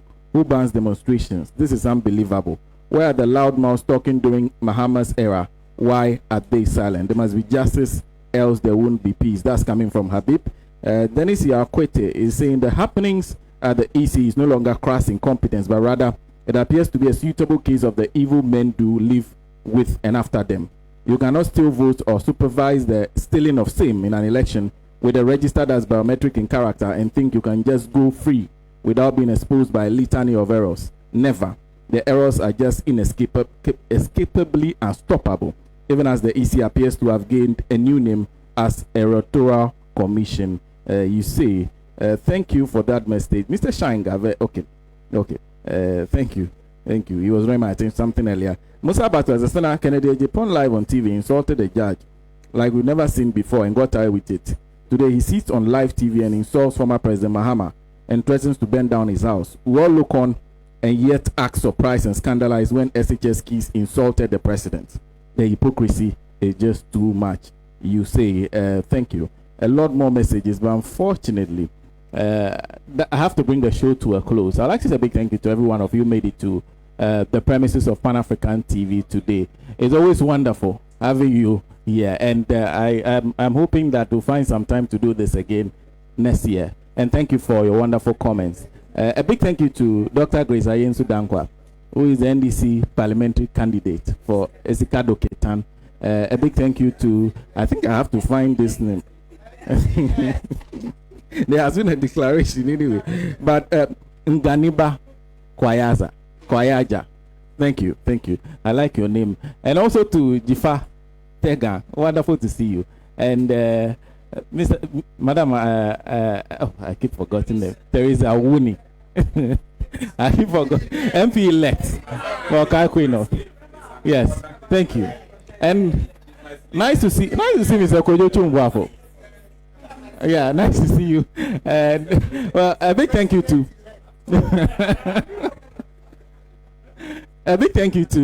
Elvis Wota, who is Deputy National Organizer of the New Patriotic Party. A big thank you to Alhaji Efuseni, who is Member of Parliament for Sanyarugu, and also to Madam Joyce Bawa Muktari, who is a special aide to former President John Dramani Mahama, the flag bearer of the presidential candidate of the National Democratic Congress, and then Mr. Kwesi Pratt Jr., who is the managing editor of the Inside newspaper. A big thank you to you, sir.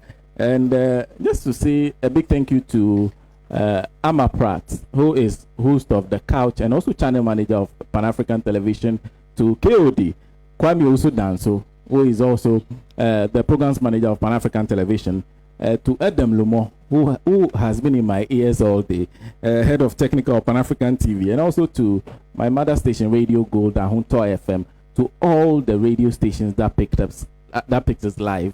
A big thank you to Latifa Adams, to Bernardo, and the Pan-African TV social media team, Pan-African newsroom, and Pan-African technical team. They have done a lot of work in promoting this and working this out. Tijani, I haven't forgotten you, as if I jumped you in the list. Tijani is my producer, and wonderful work, by the way.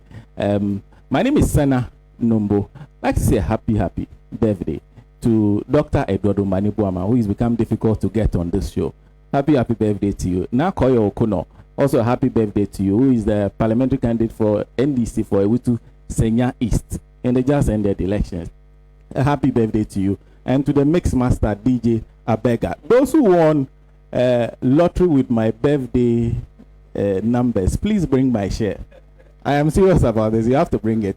A big thank you to the cameraman and the crew here. Wonderful work. We are back somewhere. We're back somewhere. I have to consult. Thank you. And Happy New Year to you. These people into the land of freedom. He's the Redeemer and the champion.